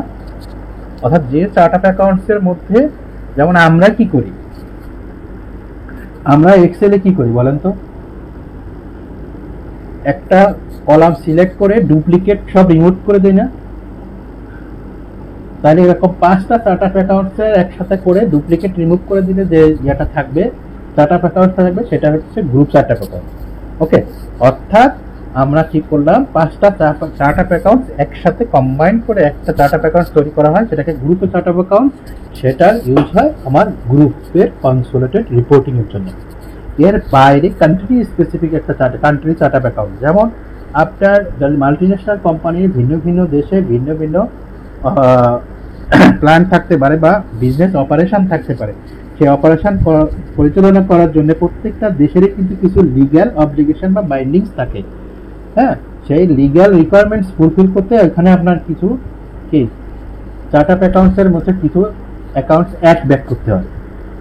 ঠিক আছে, যে এই ধরনের যেমন ট্যাক্সের ইস্যু বা ভ্যাটের ইস্যু নিয়ে এগুলো বেশি হয়, যে এটা আপনার এই চার্ট অফ অ্যাকাউন্টসে ম্যান্ডেটরি, যেটা বাংলাদেশে নাই বা ইন্ডিয়া আছে, ইয়েতে নাই, অস্ট্রেলিয়ায় নাই, এরকম। তার মানে কান্ট্রি রিকোয়ারমেন্ট ফুলফিল করার জন্য সেটা আমাদের একটা চার্ট অফ অ্যাকাউন্ট মেনটেন করতে হয়, যেটাকে আমরা বলি কান্ট্রি চার্ট অফ অ্যাকাউন্ট। 3 ধরনের চার্ট অফ অ্যাকাউন্টস আমরা পাবো।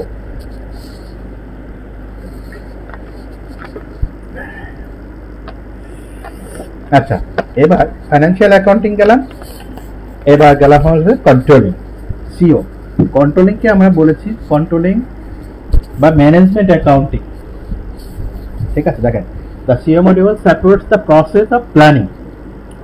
অর্থাৎ আমরা যখন প্ল্যান করি, ABP annual business plan, planning এ কি করে সিও মডিউল কাজ করে, planning, reporting and monitoring the operation of the business. বিজনেসের বিভিন্ন ধরনের ফাইন্যান্সিয়াল রিপোর্টিং, কন্ট্রোলিং ইস্যুতে তারা ম্যানেজমেন্টকে ভিন্ন ভিন্ন স্টেজে রিপোর্ট করে থাকে। ঠিক আছে, অপারেশনের ভিন্ন ভিন্ন, বিশেষ করে তাদের ফোকাসটা থাকে হচ্ছে product costing and product cost controlling এর উপরে।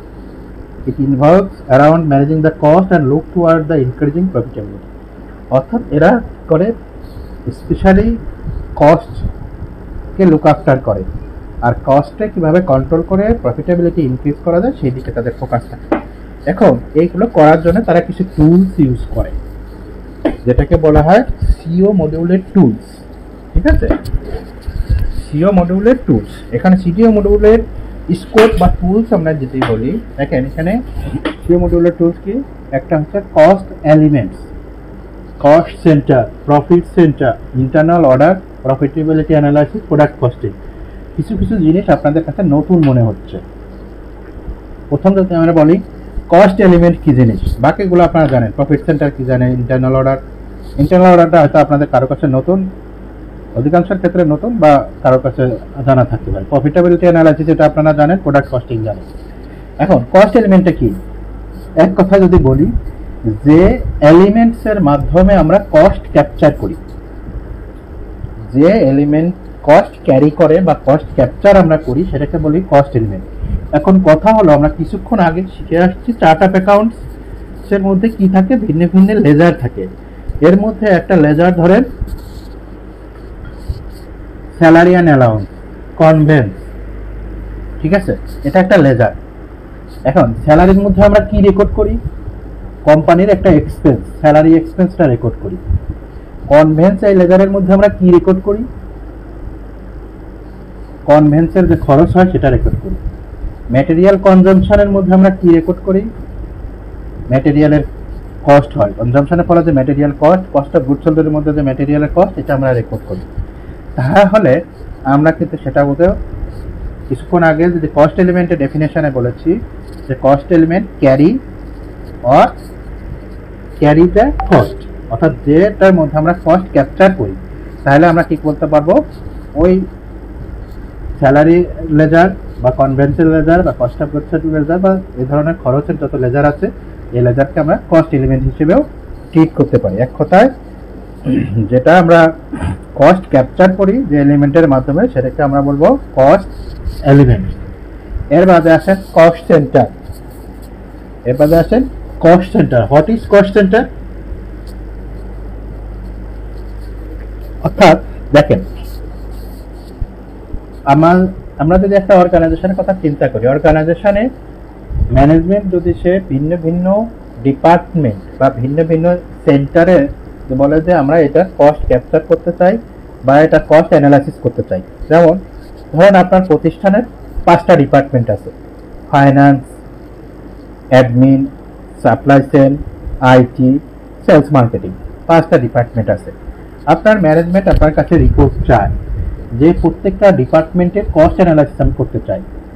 হ্যাঁ, ওই ডিপার্টমেন্টে কি কি খরচ হচ্ছে, কোন খরচটা বেশি, এবং আর একটা ডিপার্টমেন্টের খরচের সাথে সেই খরচটা আমি কম্পেয়ার করতে চাই। ঠিক আছে, তাহলে কি করবে, ডিপার্টমেন্ট ওয়াইজ আমি কিন্তু কস্ট সেন্টার তৈরি করতে পারি। এটা কিন্তু বলা হয় যে অর্গানাইজেশন স্ট্রাকচার। স্ট্রাকচারটা আপনার ম্যানেজমেন্ট কিভাবে আপনার কাছে রিপোর্ট চায় সেই অনুযায়ী কিন্তু আপনার হবে। যেমন আমরা বিল্ডিং তৈরি করি কিভাবে, একটা বিল্ডিং এর আপনি কি কি দরকার, বেসিক রিকোয়ারমেন্টস অনুযায়ী কিন্তু ইঞ্জিনিয়ার বিল্ডিং এর স্ট্রাকচারটা দাঁড় করে। তেমনই এই ফাইন্যান্সিয়াল রিপোর্টিং বা আলটিমেটলি ম্যানেজমেন্টের রিকোয়ারমেন্ট ফুলফিল করার জন্যই কিন্তু এত সব সফটওয়্যার, এত সব ডিজাইন। ঠিক আছে, তো এখন ম্যানেজমেন্ট চাচ্ছে যে ডিপার্টমেন্ট ওয়াইজ কস্ট অ্যানালাইসিস করতে, তাহলে সেই প্রত্যেকটা ডিপার্টমেন্টকে আমরা একটা কস্ট সেন্টার হিসেবে ট্রিট করতে পারি। এগুলো ডেফিনেশন পরে দেওয়া আছে, আপনারা দেখে নেবেন। অর্থাৎ যে সেন্টারে আমরা কস্ট ক্যাপচার করবো সেটাকে হচ্ছে কস্ট সেন্টার। এবার আসেন প্রফিট সেন্টার, অর্থাৎ যেটার আমি প্রফিটেবিলিটি অ্যানালাইসিস করতে চাই, সেটাকে আমার প্রফিট সেন্টার বলা হয়। এখন প্রফিটেবিলিটি অ্যানালাইসিস, যেমন এখানে ধরেন একটা ইলেকট্রনিক্স কোম্পানির কথাই বলি। ইলেকট্রনিক্স কোম্পানি সে কি করতেছে, টিভি বিক্রি করতেছে, ফ্রিজ বিক্রি করতেছে, এসি বিক্রি করতেছে। তাহলে 3টা তার প্রোডাক্ট সেগমেন্ট আছে বা প্রোডাক্ট গ্রুপ আছে। নাম্বার 1 টেলিভিশন, নাম্বার 2 ফ্রিজ, আর নাম্বার 3 এসি। এখন ম্যানেজমেন্ট যদি আপনার চায় যে আমার টিভি বিক্রি করে কি লাভ লস হচ্ছে, আপনার কোম্পানি কিন্তু একটা, টিভি বিক্রি করে কি লাভ লস হচ্ছে, আমার এসি বিক্রি করে কি লাভ লস হচ্ছে, আমার ফ্রিজ বিক্রি করে কি লাভ হচ্ছে, আমি আলাদা আলাদা দেখতে চাই এবং একসাথেও দেখতে চাই। তিনটা, অর্থাৎ কোম্পানি ওয়াইজ আমি একবারে রিপোর্ট দেখতে চাই, আবার ইন্ডিভিজুয়াল প্রফিট সেন্টার ওয়াইজ আমি একবারে রিপোর্ট, আলাদা আলাদা রিপোর্ট দেখতে চাই।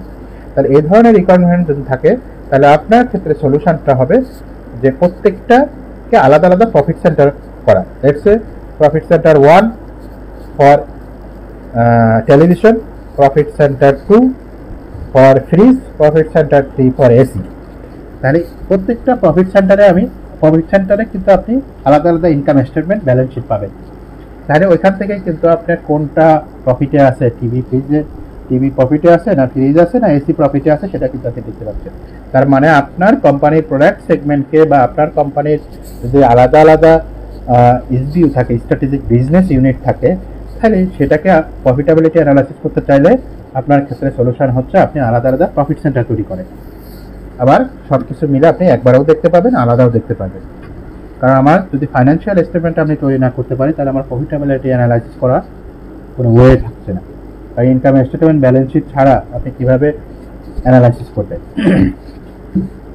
আচ্ছা, এরপরে আছে ইন্টারনাল অর্ডার। ইন্টারনাল অর্ডার আমি একটু পরে আসছি। তাহলে প্রফিট সেন্টার, প্রফিটেবিলিটি অ্যানালাইসিস, এটা আমরা জানি যে আমি যেটা একটা কোম্পানি প্রফিটে আছে না লসে আছে, তার ইনকাম স্টেটমেন্ট, ব্যালেন্স শিট যা যা আছে সব কিছু দিয়েই কিন্তু আমি প্রফিটেবিলিটি অ্যানালাইসিস করতে পারবো। এর বাদে আসে প্রোডাক্ট কস্টিং।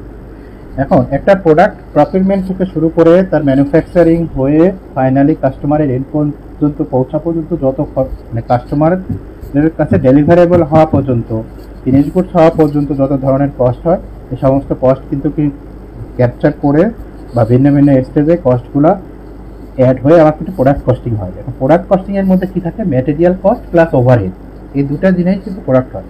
তাহলে এই সিও মডিউলের কাজটা হচ্ছে একটা বেসিক এবং ইম্পর্টেন্ট কাজটা হচ্ছে কি, প্রোডাক্ট কস্টিং বা প্রোডাক্ট কস্ট কন্ট্রোলিং। সিও মডিউলের মধ্যে এগুলো আমার আলাদা আলাদা সেশন থাকবে। আমরা কিন্তু প্রত্যেকটা নিয়েই আমরা আজকে একটা বেসিক ওভারভিউ দিচ্ছি এবং প্রত্যেকটা নিয়েই কিন্তু আমাদের সেশন থাকবে।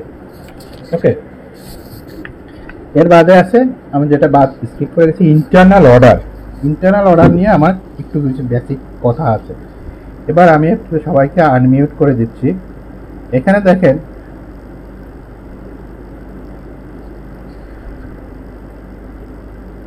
আপনারা আনমিউট করে ইন্টারনাল অর্ডার। আমি একটা উদাহরণ দিই। ধরেন আপনার যে অর্গানাইজেশন কাজ করেন, এই অর্গানাইজেশনে 50টা গাড়ি আছে, কেমন? 50টা গাড়ি আছে। তো গাড়ির জন্য আমাদের বেসিক কিছু খরচ হয়। একটা হচ্ছে রিপেয়ার মেনটেন্যান্স, ফুয়েল এবং গাড়ির ইন্স্যুরেন্স, ফিটনেস, ট্যাক্স টোকেন, অর্থাৎ ইয়ারলি একটা খরচ হয়। এছাড়া ড্রাইভারের স্যালারি দিয়ে দিয়ে এটা। তো এখন 50টা গাড়ি, এখন আপনার ম্যানেজমেন্ট আপনার কাছে চায় যে কোন গাড়ির পিছনে আমার কত টাকা খরচ হচ্ছে, বা কোন গাড়ির ফুয়েল কনজাম্পশন বেশি, এত কিলোমিটার চলতেছে, পার কিলোমিটারে তার ফুয়েল কনজাম্পশন বেশি হচ্ছে না হচ্ছে, এটা একটা কম্পারেটিভ অ্যানালাইসিস সে চায়। তাহলে এখন 50টা গাড়ি, আপনার চার্ট অফ অ্যাকাউন্টসের লেজার তো একটাই, fuel for vehicle, fuel expense for vehicle, repair maintenance for vehicle. তাহলে একটা লেজারের মধ্যে আপনি 50টা গাড়ির খরচ কিভাবে আলাদা আলাদা পাবেন? আবার স্যালারি যখন দিচ্ছেন, ড্রাইভারের স্যালারি তো স্যালারির হেডে চলে যাচ্ছে। তো ওই স্যালারির মধ্যে তো আমার আপনার সবার স্যালারি আছে, প্লাস ওই গাড়ির যে ড্রাইভার তার স্যালারিও আছে। তাহলে সেখান থেকে আপনি ওই গাড়ির ড্রাইভারের স্যালারি কিভাবে খুঁজে বের করবেন? এখন দেখা যাচ্ছে যে এই সরিষার দানার মতো আপনার বিভিন্ন একটা খুঁজে খুঁজে, যেমন চাল ডাল একসাথে মিশাই আমরা খোঁজার মতো এরকম খুঁজে খুঁজে কি আমি প্রত্যেকটা গাড়ির খরচ বের করবো? অর্থাৎ একটা গাড়ি, লেটস সে গাড়ি নাম্বার ধরেন 07 নাম্বার গাড়ি, সে চায় তার মান্থ ওয়াইজ রিপেয়ার মেনটেন্যান্স কত, ফুয়েল খরচ কত, ফিটনেস, ট্যাক্স টোকেন, ইন্স্যুরেন্স বাবদ কত, ড্রাইভারের স্যালারি টিএডিএ বাবদ কত, প্রত্যেকটা গাড়ি আলাদা আলাদা চায়। এখন আপনার লেজার তো আর 50টা আপনি ক্রিয়েট করতে পারতেছেন না। আপনার গাড়ি 50, গাড়ি যদি 50টা থাকে, লেজার কি 50টা ক্রিয়েট করবেন? স্যালারির লেজার গাড়ি যদি 50টা থাকে, আপনি ফুয়েল খরচ 50টা লেজারে এড করবেন না? তাহলে সলিউশন কি? বা এই ধরনের ক্ষেত্রে আপনারা যারা এক্সিস্টিং জবে আছেন বা প্র্যাকটিসে আছেন, তারা কি বলতে পারেন এখানে সলিউশনটা কি হয়? আমরা এই ক্ষেত্রে স্যার কস্ট সেন্টারের মাধ্যমে কন্ট্রোল করা যাবে স্যার। যারা এসএসসি ইউজ করেন কস্ট সেন্টারের মাধ্যমে কন্ট্রোল করবেন। তাহলে আপনি 50টা কস্ট সেন্টার খুলবেন, কারণ ইন্ডিভিজুয়ালি তো চিনাইতে হবে যে এই গাড়ির এই ইন্ডিভিজুয়ালি গাড়িগুলোকে না না কস্ট সেন্টারের আলোচনা ইন্টারনাল অর্ডার ইউজ করবো। ইন্টারনাল অর্ডার ইউজ করবেন যারা এসিপি জানেন তারা, যারা এসিপিতে নাই তারা কি করবে? আচ্ছা, কস্ট সেন্টারের ব্যাখ্যাটা আমি দিয়ে আসছি। কস্ট সেন্টার কিন্তু আমরা দেখেন আগে ডিপার্টমেন্ট ওয়াইজ কস্ট সেন্টার আমরা করতেছি। তাহলে একই স্যালারি যখন আপনি এন্ট্রি দেবেন, একটা স্যালারি এন্ট্রি দেওয়ার সময় কিন্তু আপনি ড্রাইভারের স্যালারি দিচ্ছেন, আমার সিএফওর স্যালারি দিচ্ছেন, আমার মতো এক্সিকিউটিভ স্যালারিও দিচ্ছেন। তাহলে আপনি একটা এন্ট্রির এগেনস্টে কিভাবে কস্ট সেন্টার আলাদা দেবেন? আর আপনি যেহেতু ম্যানেজমেন্ট বলছেন, ডিপার্টমেন্ট ওয়াইজ তুমি কস্ট অ্যানালাইসিস করো, ঠিক আছে? তাহলে সেক্ষেত্রে ডিপার্টমেন্ট বাদ দিয়ে আপনি গাড়ি ওয়াইজ কি আপনি কস্ট সেন্টার মেনটেন করবেন? এক্ষেত্রে এসএপি আচ্ছা, এক্ষেত্রে স্যার সবাইকে স্যার মিউট করে দেন স্যার। এইভাবে স্যার আনমিউট করে দিলে কথার মাঝখানে কেউ মানে না আমি জুম আপনাদেরকে একটু ফলো দিলাম এই জন্য যে আসলে আপনাদের প্র্যাকটিক্যাল এক্সপেরিয়েন্সটা জানার জন্য, একটু মতামত নেওয়ার জন্য, ঠিক আছে? তাহলে এক্ষেত্রে এসএপি এবং সবচেয়ে পাওয়ারফুল একটা টুলস হচ্ছে সিও মডিউলে ইন্টারনাল অর্ডার। এখন ইন্টারনাল অর্ডার কিভাবে কাজ করে সেটা আমরা প্র্যাকটিক্যালি দেখলে আপনাদের কাছে পানির মতো ক্লিয়ার হবে। বাট এখন আমি একটু ওভারভিউ বা ধারণা দিয়ে দিচ্ছি। সেই ধারণাটা কি হচ্ছে যে ইন্টারনাল অর্ডার মনে করে একটা অর্ডার নাম্বার, হ্যাঁ, একটা ইউনিক নাম্বার। একটা গাড়ির ক্ষেত্রে গাড়ির ইউনিক নাম্বারটা কি? গাড়ির রেজিস্ট্রেশন নাম্বার। গাড়ির রেজিস্ট্রেশন নাম্বার কিন্তু দ্বিতীয়টা আর এই পৃথিবীতে নাই, আছে? নাই, অর্থাৎ বাংলাদেশে তো নাই, পৃথিবীতেও নাই। যেমন আমি যদি বলি 37 সিরিয়ালের 41 এই গাড়ি কিন্তু বাংলাদেশে আর দ্বিতীয়টা নাই বা কোনোদিন হবেও না।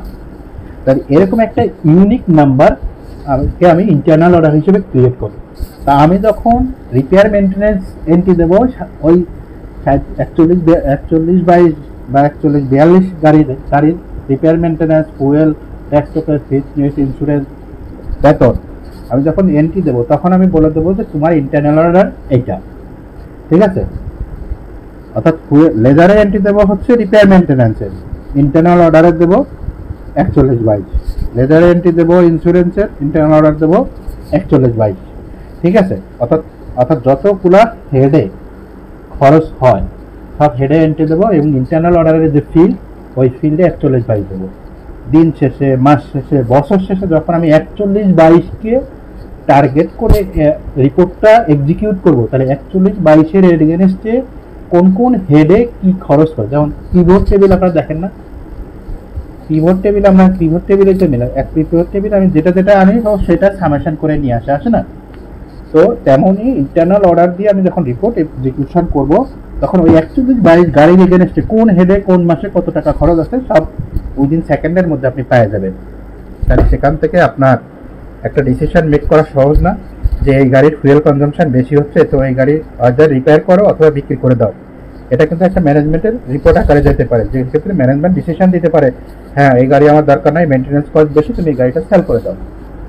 তো এই ধরনের সিদ্ধান্ত নেওয়ার ক্ষেত্রে কাজ করে কে? সিও মডিউল, যেটাকে আমরা বলছি ম্যানেজমেন্ট রিপোর্টিং বা ম্যানেজমেন্ট অ্যাকাউন্টিং এর ক্ষেত্রে। তাহলে আমরা এফআই এবং সিওর বেসিক ওভারভিউ এবং স্কোপগুলো আমরা জানলাম। ঠিক আছে,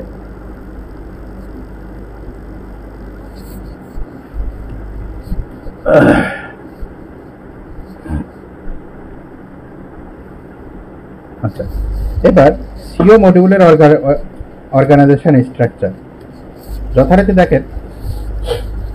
সিও মডিউলের ওই ক্লায়েন্ট আমরা বলছি যে আমাদের একটা আইডেন্টিটি থাকবে, তারপর অপারেটিং কনসার্ন বলতে আমার লিগ্যাল এন্টিটি বা আমার অর্গানাইজেশনকে বোঝাচ্ছে, আর একটা কন্ট্রোলিং এরিয়া। এখন কোনো অর্গানাইজেশনে সেগমেন্ট রিপোর্ট হয়। ঠিক আছে, সেগমেন্ট রিপোর্ট হয় কিভাবে হয়, যেমন আমরা কিছুক্ষণ আগে একটা ইলেকট্রনিক্স কোম্পানির উদাহরণ দিলাম। তো এরকম আমি যদি আর একটা কোম্পানির উদাহরণ দিই, ধরেন একটা লাইটিং কোম্পানির উদাহরণ দিলাম, যে কোম্পানি 3 ধরনের লাইট বাজারজাত করে, অথবা আমি ধরুন গরমের দিন ফ্যানের একটা উদাহরণ দিই। আর একটা জিনিস আপনারা এটা কিছু মনে করবেন না, কারণ আমি যেহেতু যে প্রতিষ্ঠানে কাজ করি আমার ঘুরে ফিরে ওই প্রতিষ্ঠানের জিনিসগুলাই মাথার মধ্যে আসবে। তো ফ্যান, আমাদের ফ্যান আছে, সেই ফ্যানের উদাহরণ দিতে বলছি। ফ্যানটা 3 ধরনের ফ্যান আছে, একটা আছে টেবিল ফ্যান, একটা আছে সিলিং ফ্যান, আর একটা আছে আপনার ধরেন এই দুটাই বলি, একটা টেবিল ফ্যান একটা সিলিং ফ্যান। ঠিক আছে, তো আর একটা বিজনেস আমাদের আছে লাইটিং বিজনেস। তো লাইটিং এর মধ্যে কি আছে, একটা আছে আপনার ইন্ডাস্ট্রিয়াল লাইট, একটা আছে এলইডি লাইট। ঠিক আছে, আর একটা বিজনেস আছে অ্যাক্সেসরিজ। ঠিক আছে, এখন দেখেন আমাদের তাহলে বিজনেসের নেচার হলো 3 ধরনের, একটা হচ্ছে লাইটিং বিজনেস, একটা অ্যাক্সেসরিজ বিজনেস, একটা হচ্ছে ফ্যানের বিজনেস। ফ্যানের মধ্যে আবার দুটো আছে, একটা আছে হচ্ছে টেবিল ফ্যান, একটা table fan, ceiling fan. Management চায় যে তোমার আলাদা আলাদা প্রফিটেবিলিটি অ্যানালাইসিস করে, টেবিল ফ্যানের লাভ বেশি না সিলিং ফ্যানের লাভ বেশি। টেবিল ফ্যান বলতে আমি ছোট টিপিডাব্লিউ বলতেছি, টেবিল, ওয়াল, পেডেস্টাল এইগুলাকে বলতেছি। তাহলে আমার সেই ক্ষেত্রে সলিউশন হবে টেবিল ফ্যান এবং সিলিং ফ্যানের জন্য ফ্যান কোম্পানির আন্ডারে টেবিল ফ্যান এবং সিলিং ফ্যানের জন্য 2টা প্রফিট সেন্টার করা। তাহলে আমি কি টেবিল ফ্যানের প্রফিটেবিলিটি পাবো, সিলিং ফ্যানের প্রফিটেবিলিটি পাবো, আবার সব মিলে ফ্যান কোম্পানির প্রফিটেবিলিটি পাবো। এবার আসি লাইটিং বিজনেসে, একটা আছে আপনার এলইডি লাইট, একটা ইন্ডাস্ট্রিয়াল লাইট। ঠিক আছে, তো ম্যানেজমেন্ট ওইভাবে আলাদা আলাদা রিপোর্ট চায়। তাহলে একটা প্রফিট সেন্টার করলাম এলইডির জন্য, একটা প্রফিট সেন্টার করলাম ইন্ডাস্ট্রিয়াল লাইটিং এর জন্য, আবার সব মিলে কিন্তু আমার ইলেকট্রনিক্স কোম্পানির প্রফিটেবিলিটি হচ্ছে। আর একটা সেগমেন্ট আছে অ্যাক্সেসরিজ। ঠিক আছে, অ্যাক্সেসরিজ বিজনেস। এখন ম্যানেজমেন্ট আমরা কিন্তু ইন্ডিভিজুয়াল কোম্পানি ওয়াইজ আলাদা আলাদা প্রফিট সেন্টার ওয়াইজ রিপোর্ট পাইলাম। এখন ম্যানেজমেন্ট বলতেছে তাহলে সব 3টা কোম্পানি মিলে আমার কি হয়। ঠিক আছে, 3টা কোম্পানি মিলে আমার কি হয়। ঠিক আছে, 3টা কোম্পানি মিলে আমার একটা কনসোলিডেটেড রিপোর্ট হবে। এখন সেগমেন্ট কথাটা কেন আসছে, ম্যানেজমেন্ট যদি সে সেগমেন্ট ওয়াইজ চায় যে ভাই আমার ফ্যান বিজনেসে কি প্রফিট, আমার অ্যাক্সেসরিজ বিজনেসে কি প্রফিট, লাইটিং বিজনেসে কি প্রফিট, তো এখান থেকে আমার ফ্যান একটা সেগমেন্ট, অ্যাক্সেসরিজ একটা সেগমেন্ট, লাইটিং একটা সেগমেন্ট, 3টা সেগমেন্টে আলাদা আলাদা ভাগ করতে পারি। সেই সেগমেন্টের আন্ডারে থাকবে কি, এই যে প্রফিট সেন্টার 1, 2, 3, যেমন ফ্যানের মধ্যে প্রফিট সেন্টার, একটা সিলিং, একটা টেবিল, লাইটিং এর মধ্যে একটা এলইডি, একটা ইন্ডাস্ট্রিয়াল। ঠিক আছে, তাহলে সেগমেন্টের আন্ডারে থাকবে হচ্ছে প্রফিট সেন্টার, প্রফিট সেন্টারের আন্ডারে থাকবে কস্ট সেন্টার। কারণ আমি প্রফিট সেন্টারে কি করি? প্রফিটেবিলিটি অ্যানালাইসিস করি। প্রফিট সেন্টারে কি করি? প্রফিটেবিলিটি অ্যানালাইসিস করি। তো এখন প্রফিটেবিলিটি অ্যানালাইসিস করতে হলে আমার কি দরকার? একদিকে রেভিনিউ দরকার, একদিকে এক্সপেন্স দরকার। আর এক্সপেন্সটা আমরা কিভাবে পাবো, কিভাবে ক্যাপচার করব? কস্ট সেন্টারের মাধ্যমে। ঠিক আছে, তাহলে আমি যদি বলি এই সিও অর্গানাইজেশন স্ট্রাকচারের একেবারে লোয়ার লেভেল হায়ারার্কি, এটা হচ্ছে কস্ট সেন্টার। অর্থাৎ কস্ট সেন্টারের মাধ্যমে আমরা কস্ট ক্যাপচার করব, প্রফিট সেন্টারের মাধ্যমে আমরা রেভিনিউ করব, রেভিনিউ ক্যাপচার করব। তাহলে রেভিনিউ এবং কস্ট এই দুটা যদি আমরা অফসেট করি তাহলে তো আমি প্রফিটেবিলিটি পেয়ে গেলাম। কারণ আমার ইনকাম স্টেটমেন্ট তৈরি করতে আমার রেভিনিউ যেমন দরকার, এক্সপেন্সও তেমন দরকার। ঠিক আছে, বাট সেগমেন্টাল রিপোর্ট হবে যদি আপনার বর্ডার কোনো চিন্তা ভাবনা থাকে যে না আমার অনেকগুলো বিজনেস প্রতিষ্ঠান, ওইগুলোকে আমি আলাদা আলাদা সেগমেন্ট ভাগ করব, সেগমেন্ট রিপোর্টিং করব, সেক্ষেত্রে আপনার সেগমেন্ট করতে পারবেন। এটা হচ্ছে আপনার বিজনেস নিড। আমি আগেই বলেছি আপনি আপনার ঘরকে কিভাবে সাজাবেন, কিভাবে দেখতে চান, সেভাবেই কিন্তু আপনি ড্রয়িংটা বা আর্কিটেকচারাল স্ট্রাকচারটা সেভাবেই তৈরি করবেন। কেমন? তাহলে আমরা সিও অর্গানাইজেশনের স্ট্রাকচারটা জানলাম। আচ্ছা, এরপরে কিছু যেগুলো আমরা এখন দেখে আসছি সেইগুলো ডেফিনেশনগুলো দেয়া আছে। ঠিক আছে, সেগুলো ডেফিনেশন দেয়া আছে, এগুলো আপনারা একটু দেখে নিয়ে, এগুলো আমি অলরেডি ডিসকাস করে নিয়েছি। ঠিক আছে,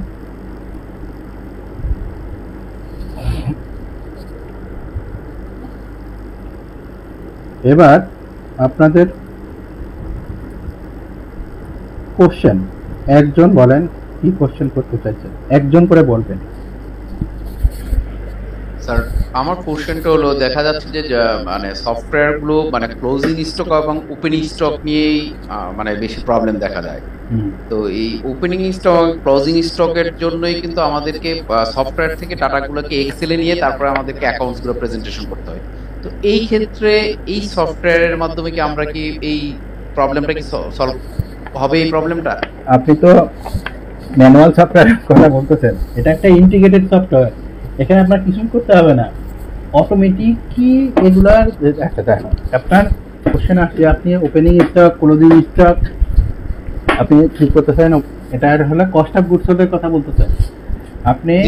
হ্যাঁ, আপনি বলতেছেন যে আমার ওপেনিং স্টক কি ছিল, তার সাথে পারচেজ কি করলাম, তার সাথে কনজাম্পশন সেলস কি করলাম, কনজাম্পশন কি হলো, ক্লোজিং স্টক কি থাকলো, এসব কিছু বাদ দিয়ে মাঝখানে যে গ্যাপটা থাকতো সেটা কস্ট অফ গুডস সোল্ড। এটাকে তো গেল হচ্ছে, এটা হলো ইআরপি সফটওয়্যার বলে না, এটা লোকাল কাস্টমাইজেশন সফটওয়্যার, যেমন আমরা আজ থেকে 10-15 বছর আগে ইউজ করতাম। ওরকম প্রতি মাসে স্টক রিপোর্ট নিয়ে ওপেনিং কি ছিল, ক্লোজিং কি আছে, মাঝখানে একটা কনজাম্পশন। ঠিক আছে, তারপরে ওয়েস্টেজ, এটা এক্ষেত্রে এগুলো কিছুই নাই, এগুলো ইন্টিগ্রেটেড অটোমেটিক্যালি আপনার কস্ট অফ গুডস সোল্ড। আমরা দেখালাম তো যে রিয়েল টাইম ইনফরমেশনটা কিভাবে হয়। এখন কথা হলো কস্ট অফ গুডস সোল্ডটা কিভাবে হবে। এখন আমরা কস্টিং মেথড একটা ফলো করি না, দেখছে আপনি আপনার অর্গানাইজেশনের জন্য স্ট্যান্ডার্ড কস্টিং ফলো করেন। তো এখানে আমরা যে সিস্টেমটা ফলো করি এটা হচ্ছে স্ট্যান্ডার্ড কস্টিং ফলো করা হয়। স্ট্যান্ডার্ড কস্টিং কি হয়, আপনার প্রত্যেকটা কম্পোনেন্টের বেসিক যে প্রাইস, ম্যাটেরিয়াল প্রাইস, তার সাথে ওভারহেড, স্ট্যান্ডার্ড ওভারহেড অ্যাড করে তার একটা স্ট্যান্ডার্ড প্রাইস হলো। অর্থাৎ তেমন আমি যদি বলি আমার একটা ফ্যান, সেই ফ্যানের ম্যাটেরিয়াল কস্ট হচ্ছে 1200 টাকা, তার ওভারহেড হচ্ছে 300 টাকা। টোটাল ম্যাটেরিয়াল কস্ট বলতে আমি র ম্যাটেরিয়াল এবং প্যাকিং ম্যাটেরিয়াল একসাথে বলছি 1200, ওভারহেড হচ্ছে 300, 1500 টাকা।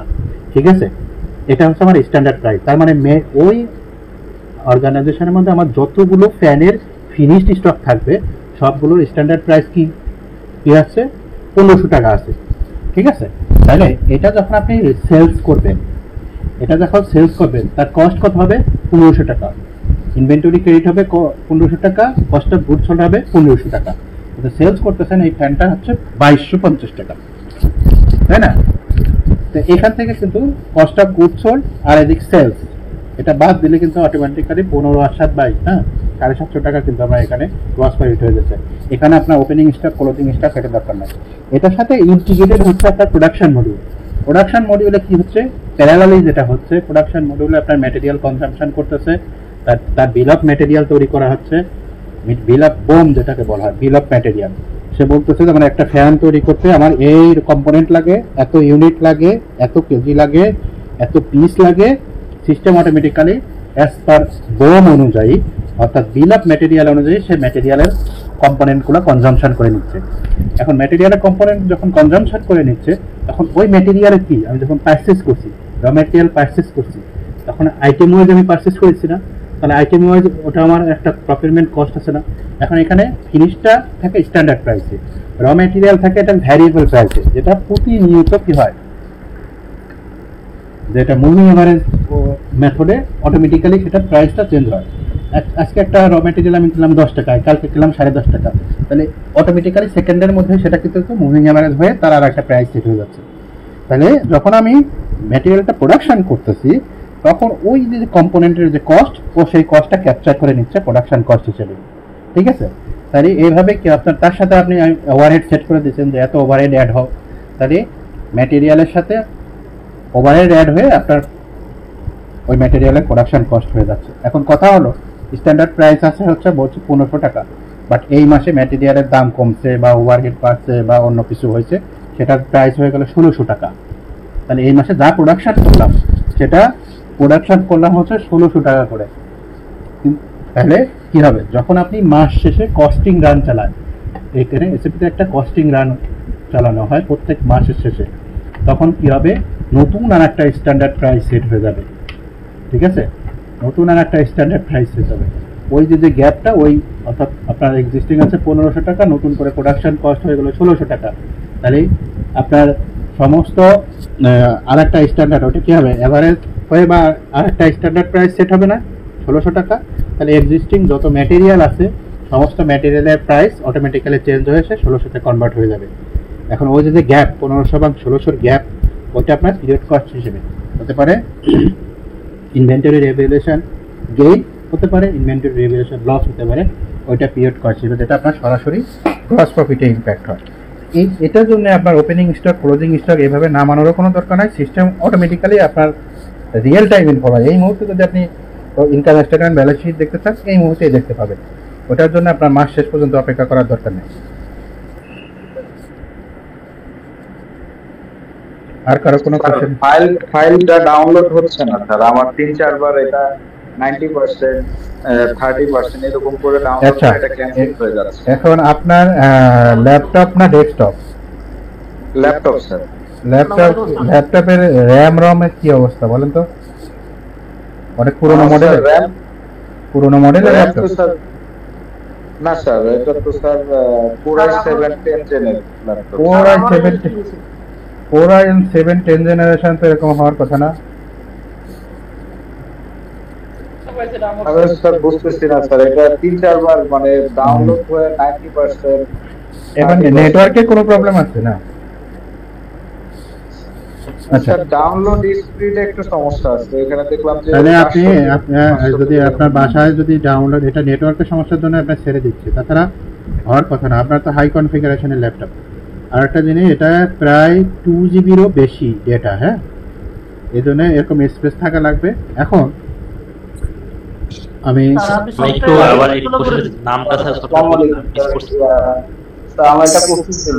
জি স্যার, লাস্ট যে স্লাইডটাতে ডায়াগ্রাম একটা ফ্লোচার্ট শো করা হলো, ওইখানে যে বলা হচ্ছে যে স্যার ওটা হচ্ছে প্রফিটেবিলিটি করার জন্য হচ্ছে কি বলে, প্রফিটেবিলিটির আমরা হচ্ছে কি অ্যানালাইসিসের জন্য স্যার, এটার মাধ্যমে কি স্যার আমরা প্রফিটেবিলিটি কম্পারিজন করতে পারবো? এক্স্যাক্টলি, প্রফিটেবিলিটি অ্যানালাইসিস বলতে আমরা বোঝাচ্ছি এটার একটা individual income statement, balance sheet সব পাবে। তো একটা অর্গানাইজেশনের যদি individual income statement, balance sheet আপনি পান, তাহলে তার কম্পারেটিভ অ্যানালাইসিস করতে পারবেন না? অবশ্যই পারবেন। এখানে আমরা যে হ্যালো স্যার, কি করব? একজন একজন করে বলে।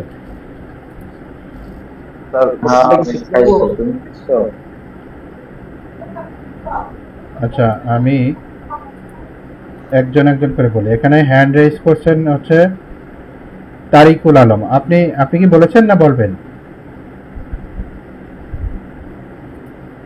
তারিকুল আলম, আপনি একটু বলেন তো কি জানতে চান? আপনি আনমিউট করে বলেন। স্যার আমার একটা কোশ্চেন তো হয়ে গেছে। অলরেডি আপনার সাথে ডিসকাস হয়েছে তো। আচ্ছা, এটা হ্যান্ড রেজ করেছেন হচ্ছে আরিফুল ইসলাম। আরিফুল ইসলাম, আপনি একটু বলেন তো ভাই। স্যার আমাদের মডিউল যেটা এফআইআর সিও এছাড়া লাস্ট দেখলাম যে এইচআর মডিউল যেটা ওইটার কাজটা একটু সংক্ষেপে বলবেন, মানে ডিটেল আমার কি কাজ করতে হবে? এইচআর মডিউলে আমি বলেছি যে এসএপি তে এইচআর মডিউল সীমিত, কারণ এটা কেউ ইউজ করে না, যেমন আমরাই করি না। কেন করি না? আমাদের এখানে এইচআর মডিউলের সাথে আমার access content, in time out time অনেক কিছু ইন্টিগ্রেট করা, যেটা এসএপি তে ওই ফাংশনালিটি নাই। এজন্য এইচআর মডিউলটা এসএপি তে ডেভেলপ না। হ্যাঁ, আপনি পাবেন ওখানে পেরোল পাবেন, তারপরে এইচআর ম্যানেজমেন্ট এইগুলো পাবেন, বা আপনার এমপ্লয়ি বেনিফিট এইগুলো পাবেন। এছাড়া বেসিক এর বাইরে অন্য কিছু পাবেন না। তো এইচআর মডিউল এর জন্য এসএপিতে অনেকে ইউজ করে না, খুব কম ইউজ করে। আমরা লোকাল অর্গানাইজ তারা কি করি, একই সাথে আমার এইচআর মডিউলে পিএফ আছে, অ্যাক্সেস কন্ট্রোল আছে, অ্যাটেন্ডেন্স আছে। আমরা ফিঙ্গার দিচ্ছি, ফিঙ্গার দিয়ে আমি আমার রুমে ঢুকতেছি, বা ফিঙ্গার দিয়ে আমি আমার অফিসে ঢুকতেছি। এসএপিতে এইটা এভাবে ইন্টিগ্রেট করা নাই, এই জন্য এইচআর মডিউলটা অত বেশি জনপ্রিয় না। ওকে, আচ্ছা, এরপরে আসেন শামসুল ইসলাম ভাই, please. Sir MD Samiul Islam. Sorry, sir, Samiul আপনি ইসলাম। যে লিংকটা দিয়েছিলেন ওইটা ডাউনলোড হয়ে গেছে এবং এটার সাথে যে এটা সেটআপ করার যে লিংকটা এটা অথরাইজেশন চাচ্ছে। ডিনাই করতেছে আর কি। না না, এটা এত মানুষের অ্যাক্সেস দিতে গেলে আমার সারা রাত লাগে। আমি ওটা অন্যভাবে আপনাদেরকে দিয়ে দিচ্ছি। হ্যাঁ, ওটা আমি ডাউনলোড করে আমি হোয়াটসঅ্যাপ গ্রুপে দিয়ে দিচ্ছি, ঠিক আছে, অথবা অন্যভাবে দিয়ে দিচ্ছি। ঠিক আছে, ধন্যবাদ স্যার। আচ্ছা, এখন আপনারা যারা সফটওয়্যারটা ডাউনলোড করেছেন, কষ্ট করে কেউ একজন আমাকে এনিডেক্স দিবেন, যেহেতু আমার সিস্টেমে অলরেডি সফটওয়্যারটা সেট আপ করা আছে, সেই জন্য আমি ফার্দার সেট আপ করতে পারবো না। কেউ একজন আমাকে এনিডেক্সটা শেয়ার করেন, আমি এনিডেক্সের মাধ্যমে দেখাই দেবো। পরবর্তীতে আপনারা এই ভিডিওটা দেখে সবাই করে নেবেন সেভাবে। এটা খুবই সিম্পল একটা ওয়ে। তাহলে একজন আমাকে এনিডেক্সের আইডিটা শেয়ার করেন, বলেন।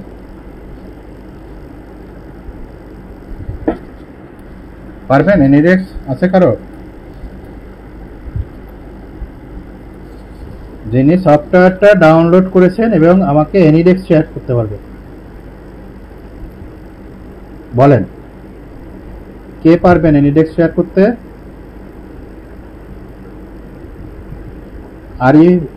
আরিফ হোসেন, এটা কি আপনার এনিডেক্সের আইডি?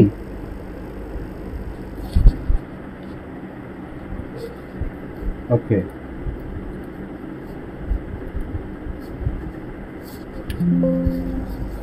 আচ্ছা, আপনারা তো সবাই দেখতে পাচ্ছেন না?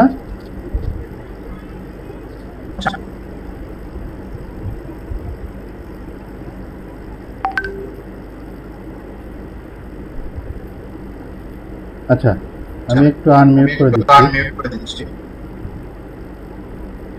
আপনি এগুলো একটু মিনিমাইজ করুন। আপনারা নিশ্চয়ই সবাই দেখতে পাচ্ছেন। ড্রাইভ থেকে কি স্যার জিইউআই ওই ফোল্ডারটা ডাউনলোড করব? এটার জন্য একটা না একটু বলে দিন ফোল্ডারটা ডাউনলোড করতে আমাদের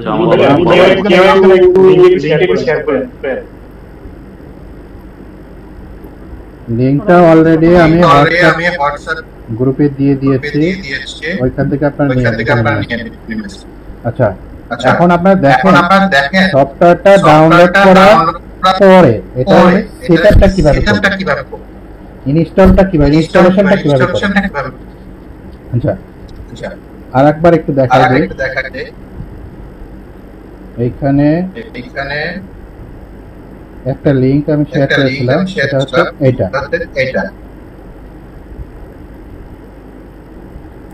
দেখেন, এখানে গেলে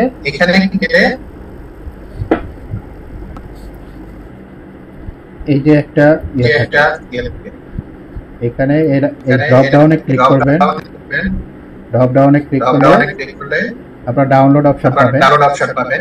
ওইখান থেকে পুরো ফোল্ডারটা ডাউনলোড করবেন, কোনো স্পেসিফিক ফাইল না, পুরো ফোল্ডার জিপ ফাইল আকারে ডাউনলোড হবে। হ্যাঁ,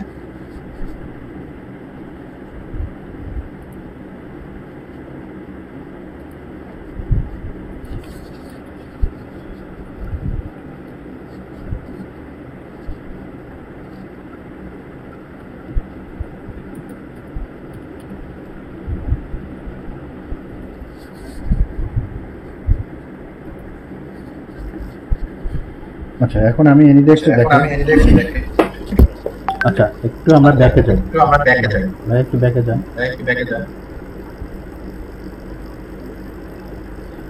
এখানে দেখেন, আবার একটু যান। ওই যেখানে আপনি ডাউনলোড করছেন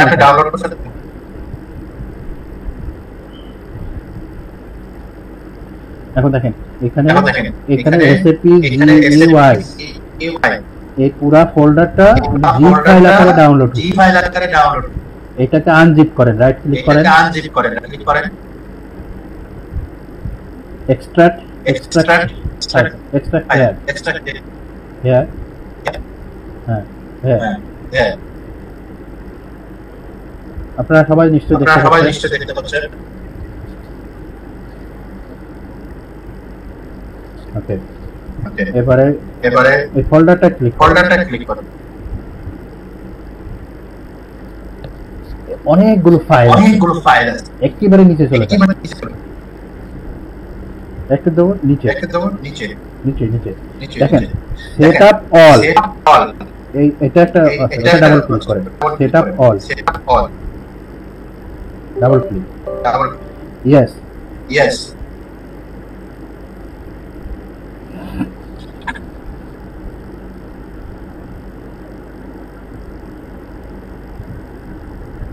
নেক্সট। এখানে দেখেন এসএপি এর একটা আইকন আছে না, এর উপরে সিলেক্ট অল আছে, সিলেক্ট অল দেন, সিলেক্ট অল ক্লিক করেন, করেছেন? ওকে, এবার নেক্সট দেন, আবার নেক্সট, যতক্ষণ না হয়। ওকে, এবার ওয়েট করেন। এখন আপনার কম্পিউটারের পারফরম্যান্সের উপর ডিপেন্ড করতেছে এটা কত তাড়াতাড়ি এটা ইনস্টল হবে। একটু সময় নেন।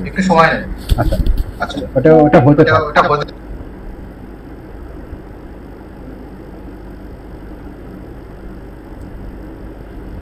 আচ্ছা, এরপরে আমি একটা ফাইল আপনাদেরকে দেখাতে চাই। আপনাদের একটা ডেটাবেজ আমার কাছে আসছে। এখানে আপনাদের সিরিয়াল নাম্বার, রেজিস্ট্রেশন নাম্বার, এখানে 746 জনের ডেটাবেজ আমি পেয়েছি। এই ডেটাবেজের এক্সেল ফাইলটা আমি আপনাদের সাথে শেয়ার করব। ওকে, এক্সেল ফাইলের পাশে না রেজিস্ট্রেশন নাম, আইডি, এটা হবে আপনার ইন্ডিভিজুয়াল ইউজার আইডি। এর ডান পাশে পাসওয়ার্ড আছে। পাসওয়ার্ড কোথা থেকে শুরু? এই যে এইখান থেকে শুরু, XY এটা আপনার পাসওয়ার্ড। এটা এক্সেল ফাইল আছে, যার নামের পাশে যেটা থাকবে সেটা কপি করবেন, পেস্ট করবেন। কিভাবে করবেন সেটা আমি দেখাবো।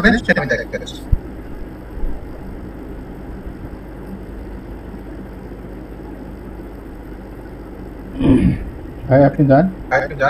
হ্যাঁ, 60% হয়েছে। আচ্ছা, হ্যান্ড রেজ করেছেন মিস্টার জালাল শেখ। বলেন তো ভাই।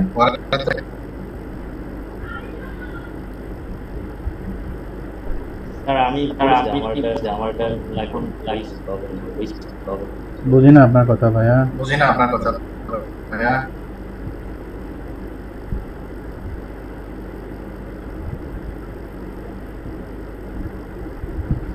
আমার ওনার কথা বুঝি নাই, আপনারা কি বুঝছেন?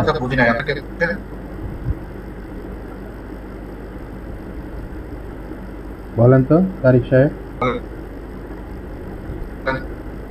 বুঝি নেই স্যার। আর কে বুঝছেন? ইমতিয়াজ।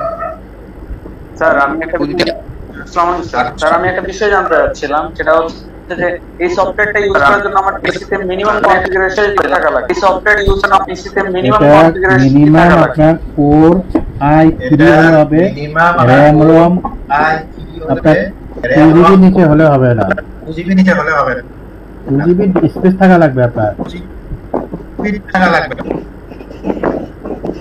ঠিক আছে স্যার, থ্যাংক ইউ। হ্যাঁ, তবে কোর i5 বা কোর i7 এগুলো হলে ভালো। এটা পুরোনো মডেলের কম্পিউটারে বা ডেস্কটপে চলবে না, এটা পুরোনো মডেলের কম্পিউটারে বা ডেস্কটপে চলবে না। স্যার আমারটা হচ্ছে কোর i3, আমারটা হচ্ছে কোর i3 6 জেনারেশন। এটা কি अवेलेबल ইউজ করা যাবে? যাবে, তারপর একটু ট্রাই করে দেখুন। আচ্ছা, আপনার হয়ে গেছে না? আপনার হয়ে গেছে না? 8টা এরর আসছে। আচ্ছা, এই এরর নিয়ে আপনাদের কোনো ভয় নাই। এটা হচ্ছে আপনার ল্যাপটপের পারফরম্যান্সের উপর ডিপেন্ড করতেছে যে অথবা ফাইল কোনোটা মিসিং আছে। আচ্ছা, আমি ভাই আপনার এখানে একটু মিউট করা যায় না স্পিকারটা? হ্যাঁ, আচ্ছা, এখন এটা তো ডাউনলোড হয়ে গেছে আপনার ডেস্কটপে। এখানে একটা আইকন আছে, এখানে দুটো আইকন আছে, একটা আছে বিকাশ চিহ্নের মতো, আর একটা আছে এসএপি লগ অন। এখানে আমরা ডাবল ক্লিক করলাম,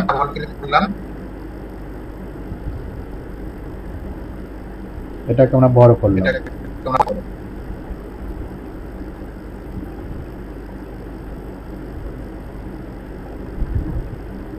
এখন এখান থেকে আমরা কি করব? এখানে দেখেন আমি যেটা করি সেটা করবেন, ক্রিয়েট কানেকশন।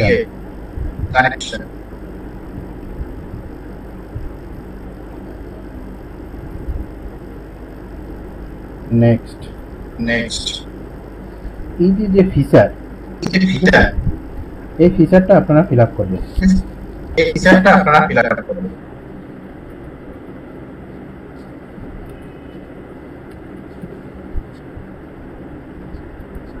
আমি যেগুলা এগুলা কিন্তু আমি স্ক্রিনশট দিয়ে দেবো।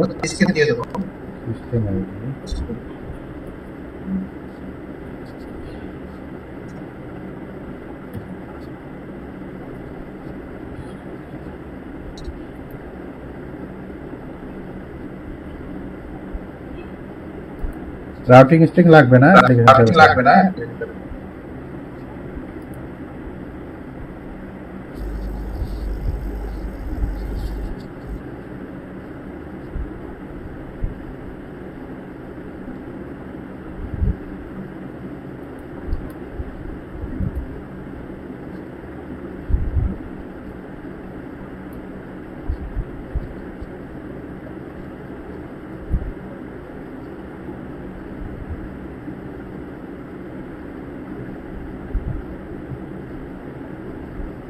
নেক্সট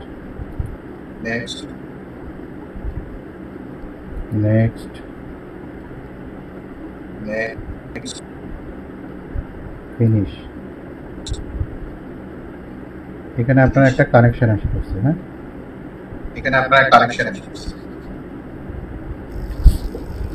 এটা একটু সরানো যায় না ভাই? এটা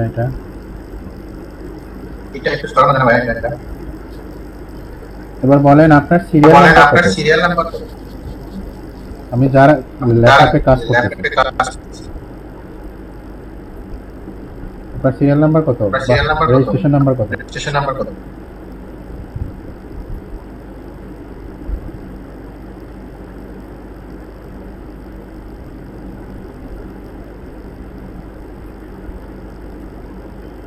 আপনি একটু কথা বলেন তো, আপনার রেজিস্ট্রেশন নাম্বারটা কত?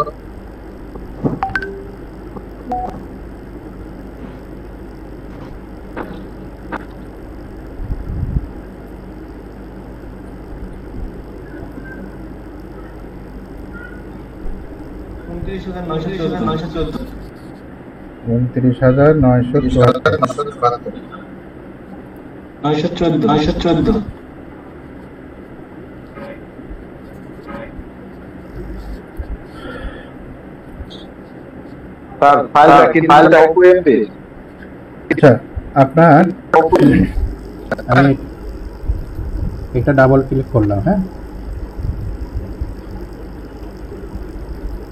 এটা একটা ডাবল ক্লিক করেন তো ভাই, অথবা এখানে লগ অন দেন,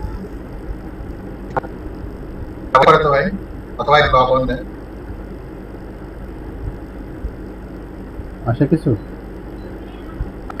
আচ্ছা এটা আসছে, এরকম একটা ফিচার আপনাদের আসবে এখানে, client number 120, user ID, password. আচ্ছা ইউজার আইডি পাসওয়ার্ড আমি আপনাকে দিচ্ছি, আপনি এরপরে কিভাবে লগ ইন করে সেটা দেখাবেন। আমি এখন আপনারটা কেটে দিচ্ছি। হ্যাঁ দেখেন ইউজার আইডি পাসওয়ার্ডটা আমি ক্রিয়েট করে নিই।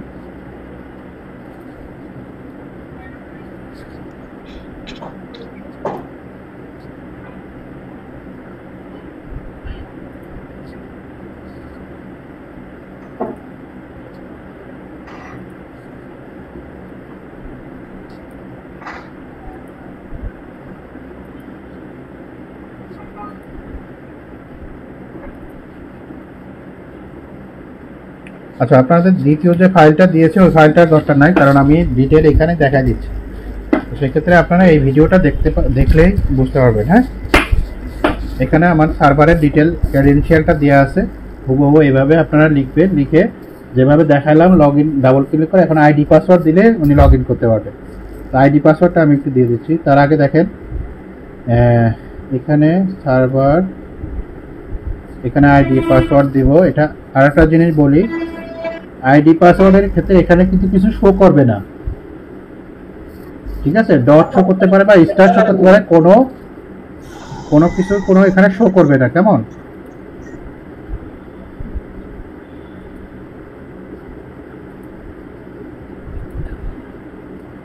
এখানে কখনোই কোনো পাসওয়ার্ড যেটা দিবেন আইডিটা শো করবে, তো আইডিটা কেস সেনসিটিভ নয়, অর্থাৎ ছোট হাতের বড় হাতের যেভাবে ইচ্ছা সেভাবে আপনারা দিতে পারেন, কোনো সমস্যা নেই। বাট পাসওয়ার্ড কিন্তু কেস সেনসিটিভ। যেমন আমি পাসওয়ার্ড কিন্তু লিখতেছি, এটা কিন্তু কিছু দেখা যাচ্ছে না, আদৌ দেখা যাবে না।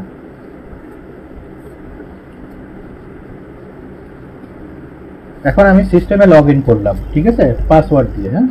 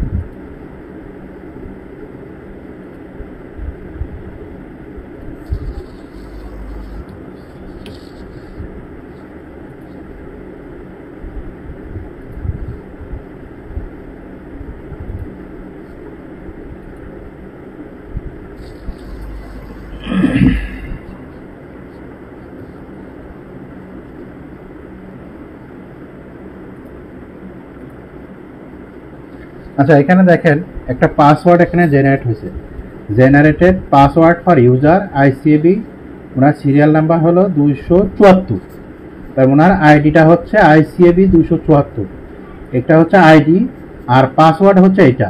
তাহলে আমি যদি বলি এখানে পাসওয়ার্ডের এখানে দেখেন এই যে 274-এর পরে ক্লোন আছে, এইটুকু আপনারা কপি করবেন এক্সেল থেকে, হুবহু কন্ট্রোল সি দিয়ে কপি করে ওইভাবে পাসওয়ার্ডটা বসায় দেবেন, ঠিক আছে? আচ্ছা আমি আপনারটা একটু লগ ইন করে দেখাই দিচ্ছি। যেমন এটা হচ্ছে আপনার আইডি হচ্ছে, দাঁড়ান আপনার পাসওয়ার্ডটা আমি নিজে সেট করে দিচ্ছি। ICAB 274 কপি করলাম। এবার পাসওয়ার্ড কপি করব কোত্থেকে? এই যে ক্লোনের পরে থেকে এইটুকু কপি করব, ঠিক আছে? কপি করার পরে এখানে পেস্ট করব, ঠিক আছে? Control V, control C, control V, paste করে। এটুকু বুঝছেন? অবশ্যই বুঝছেন। এখানে ICAB 274 আর পাসওয়ার্ড আমি কপি করলাম। এখান থেকে এইটুকু কপি করে ওখানে কন্ট্রোল C দিয়ে কপি করেছি, এখানে কন্ট্রোল V দিয়ে পেস্ট করলাম, এন্টার দিলাম। এন্টার দিলে নিউ পাসওয়ার্ড চাইবে, ঠিক আছে? প্রত্যেকের একটা নিউ পাসওয়ার্ড চাইবে। এখন নিউ পাসওয়ার্ডটা কিভাবে লিখবো সেটা যদি আমি একটু বলি, দেখেন এনার নাম হচ্ছে জাফর ইকবাল, ঠিক আছে? এখন আপনি কিছু মনে করেন না, আপনার পাসওয়ার্ডটা আমি সেট করে দিচ্ছি। এই পাসওয়ার্ডটা হবে এভাবে, মিনিমাম 8 ডিজিট হবে, মিনিমাম ডিজিট হবে 8টা, ক্লিয়ার? তাহলে আমি প্রথমটা অবশ্যই ক্যাপস হবে, অর্থাৎ বড় হাতের হবে, জাফর, JAFA, জাফর @2024, আমি এটা দিয়ে দিলাম, ঠিক আছে? অর্থাৎ আপনার পাসওয়ার্ডটা আমি সেট করে দিলাম। পরবর্তীতে আপনি চাইলে পাসওয়ার্ডটা চেঞ্জ করে নেবেন। আর একটা, প্রত্যেকের পাসওয়ার্ডটা আমি এভাবে দিতে পারবো না। প্রত্যেকে কিভাবে পাসওয়ার্ডটা সেট করবেন, লজিকটা হচ্ছে প্রথমটা আপনার ক্যাপিটাল লেটারের হবে, আপনার পাসওয়ার্ডটা হবে আলফা নিউমেরিক, আগে পরে কোথাও একটা স্পেশাল ক্যারেক্টার দিতে হবে। What is special character? @ দেন, $sign দেন, হ্যাশ দিয়ে, যে কোনো একটা সাইন, এগুলা আপনার পাসওয়ার্ডের মধ্যে থাকতে হবে। আরেকটা জিনিস মনে রাখবেন, আপনি যদি তিনবার ভুল পাসওয়ার্ড দেন তাহলে আপনার আইডি লক হয়ে যাবে, আপনি আর আইডি করতে পারবেন না, সিস্টেমে আর অ্যাক্সেস করতে পারবেন না। এটা কিন্তু মাইন্ড। এসএপির কন্ট্রোলিং সিস্টেম এত বা সিকিউরিটি সিস্টেম এত বেশি হাই যে ব্যাংকের অ্যাকাউন্টের মতো, আপনি যদি ব্যাংকের আপনি যদি যারা ইন্টারনেট ব্যাংকিং করেন 2-3 বার ভুল পাসওয়ার্ড দিলে অ্যাকাউন্ট লক, আবার ব্যাংকে যায় দরখাস্ত করেন, তা করেন, অনেক কিছু করা লাগে। ঠিক সেম ওয়েতে আপনার পাসওয়ার্ডটা বা আইডিটা লক হয়ে যাবে। এর জন্য কোথাও একটা এরকম নোটপ্যাড নেবেন, ঠিক আছে? এরকম একটা নোটপ্যাড নিয়ে আপনি লিখবেন JAFAR, তাই তো? হ্যাঁ,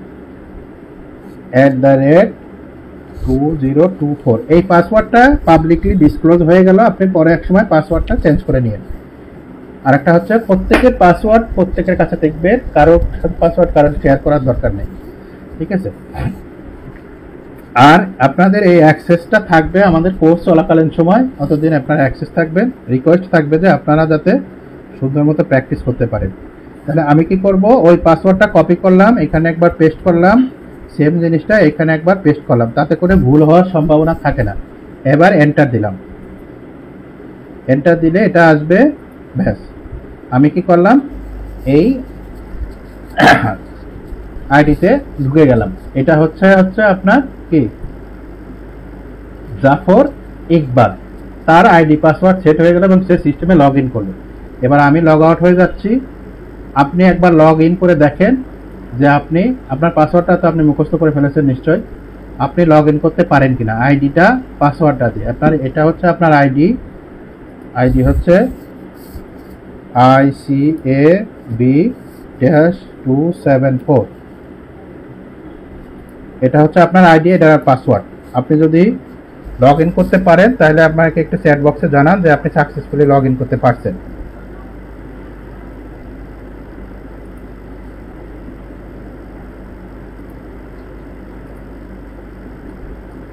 এখন আপনাদের যে আমরা যে গুগল ড্রাইভের একটা আলাদা লিংক দিয়েছি, যেটা অ্যাক্সেস চাইতেছে, ওখানে আর কারোর অ্যাক্সেস করার দরকার নেই, ঠিক আছে? কারণ যে জিনিসটা ওই ভিডিওর মধ্যে যে জিনিসটা ছিল সেটা আমি আপনাদের এখানে লাইভ দেখাই দিলাম।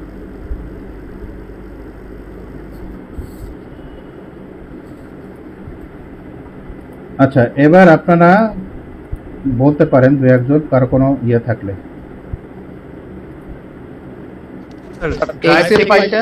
স্যার যাদের পিসিতে অলরেডি এসিপি আছে তারা কি এটা ইনস্টল করতে পারবে? তারা ইনস্টল করার কোনো দরকার নাই, তারা শুধু এই ক্রেডেনশিয়ালটা ইউজ করবে। না মানে যারা অফিসে ইউজ করে, যে দেখা গেল যে আপনার অফিসে যদি এটা অ্যালাউ করে তাহলে আপনি এটা ই করবেন। আর একটা দেবেন, যেমন ওইখানে আপনি আপনার অফিসে তো একটা আছে না, আপনি এই ক্রেডেনশিয়ালটা সেট করে নেবেন। কিভাবে সেট করবেন?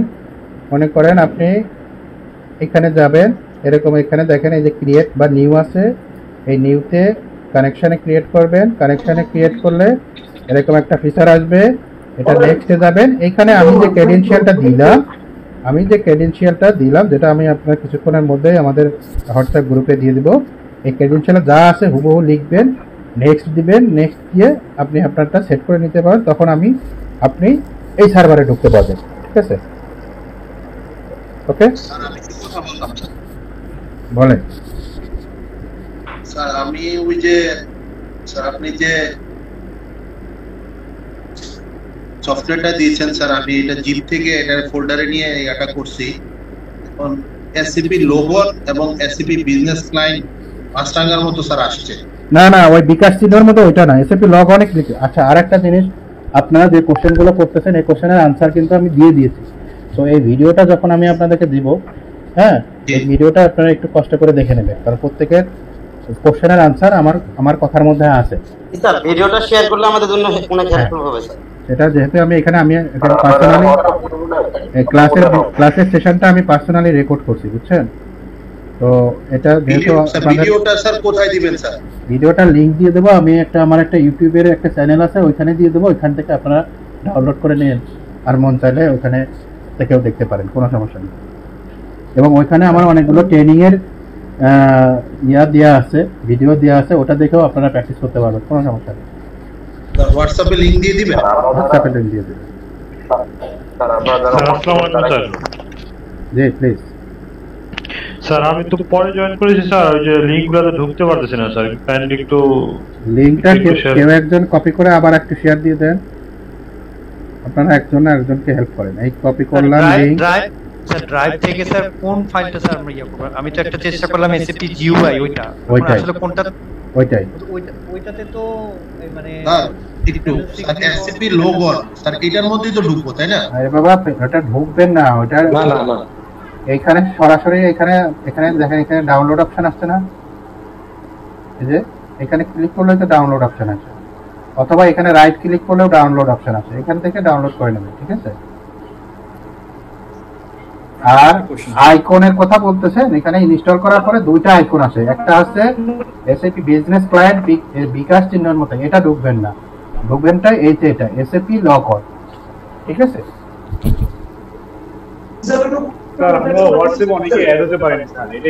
এই ব্যাপারে আমি আপনাদেরকে হেল্প করতে পারছি না, কারণ আমি হোয়াটসঅ্যাপের অ্যাডমিন না।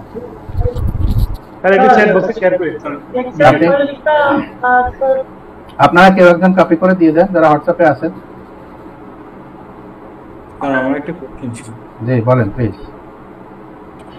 স্যার আপনি দুইটা চার্ট দেখিয়েছেন, একটা হচ্ছে সিও মডেলের জন্য আর একটা হচ্ছে ফাইন্যান্স মডেলের জন্য। জি জি, এটা আমি আপনাদেরকে দিয়ে দেব।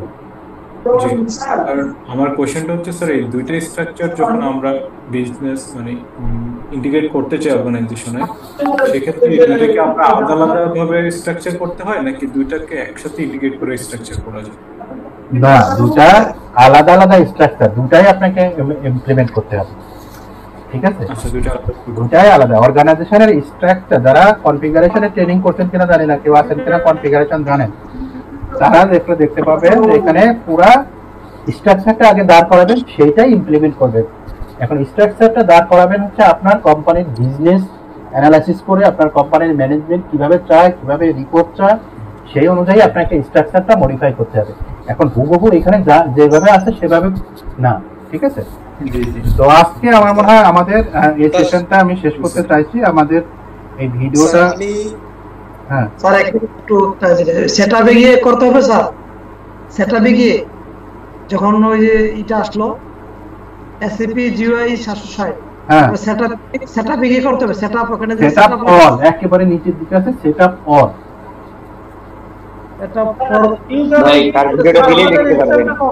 আচ্ছা, আর একটা জিনিস, ইউজার আইডি পাসওয়ার্ড আমি এখানে আপনাদের 200 কয়েকটা করেছি, আমি দিয়ে দেবো আগামীকাল ইনশাল্লাহ। না হলে আমি শুক্রবারের মধ্যে, ছুটির দিনে আছে, শুক্রবারের মধ্যে আপনারা হোয়াটসঅ্যাপে দিয়ে দেবো আর এখানে পাসওয়ার্ডটা কিভাবে, আমি আবারও বলতেছি, পাসওয়ার্ডটা কিন্তু এই কোলনের এই পরেরটুকু কপি করবেন, ঠিক আছে? প্রত্যেকের নামের পাশে রেজিস্ট্রেশন নাম্বার, নাম, আইডি, পাসওয়ার্ড এভাবে থাকবে। এক্সেল ফাইলটা আমি গুগলও আপনাদের সাথে শেয়ার করে দেবো, ঠিক আছে?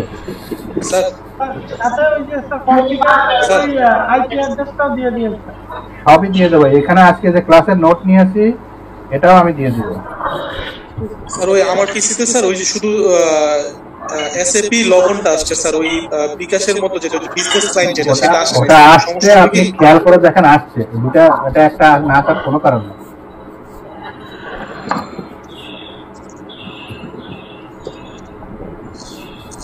স্যার লগ ইন করার পরে আমার স্যার পাসওয়ার্ড পাওয়ার পরে কি বিকাশের যে লোগোটা ওটা দিয়ে স্যার? না না, বিকাশ এটা না, লোগো বিকাশটা যাবেনই না। এসএপি লগ অন আমি বলেছি ভিডিওতে। স্যার ওইটা না থাকলে তো কোনো প্রবলেম নেই। না, প্রবলেম নেই, ওটা আছে অবশ্যই, কোথাও না কোথাও আছে, ভালো করে খেয়াল করুন। স্যার ওটা হয়তো আমার আইকন বারে শো করতেছে না।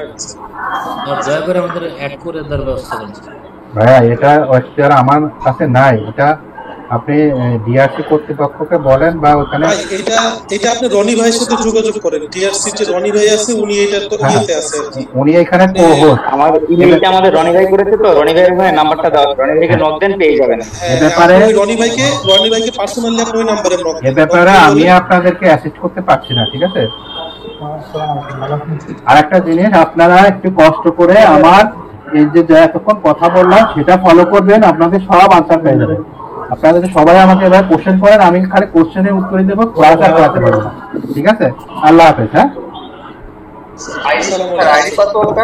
আইডি পাসওয়ার্ড শুক্রবারের মধ্যে পেয়ে যাবেন ইনশাআল্লাহ। স্যার আপনার ইউটিউব লিংকটা স্যার দিয়ে দিবেন না স্যার হোয়াটসঅ্যাপ? হ্যাঁ হ্যাঁ, দিয়ে দেবো, সবই দিয়ে দেবো। আচ্ছা ঠিক আছে।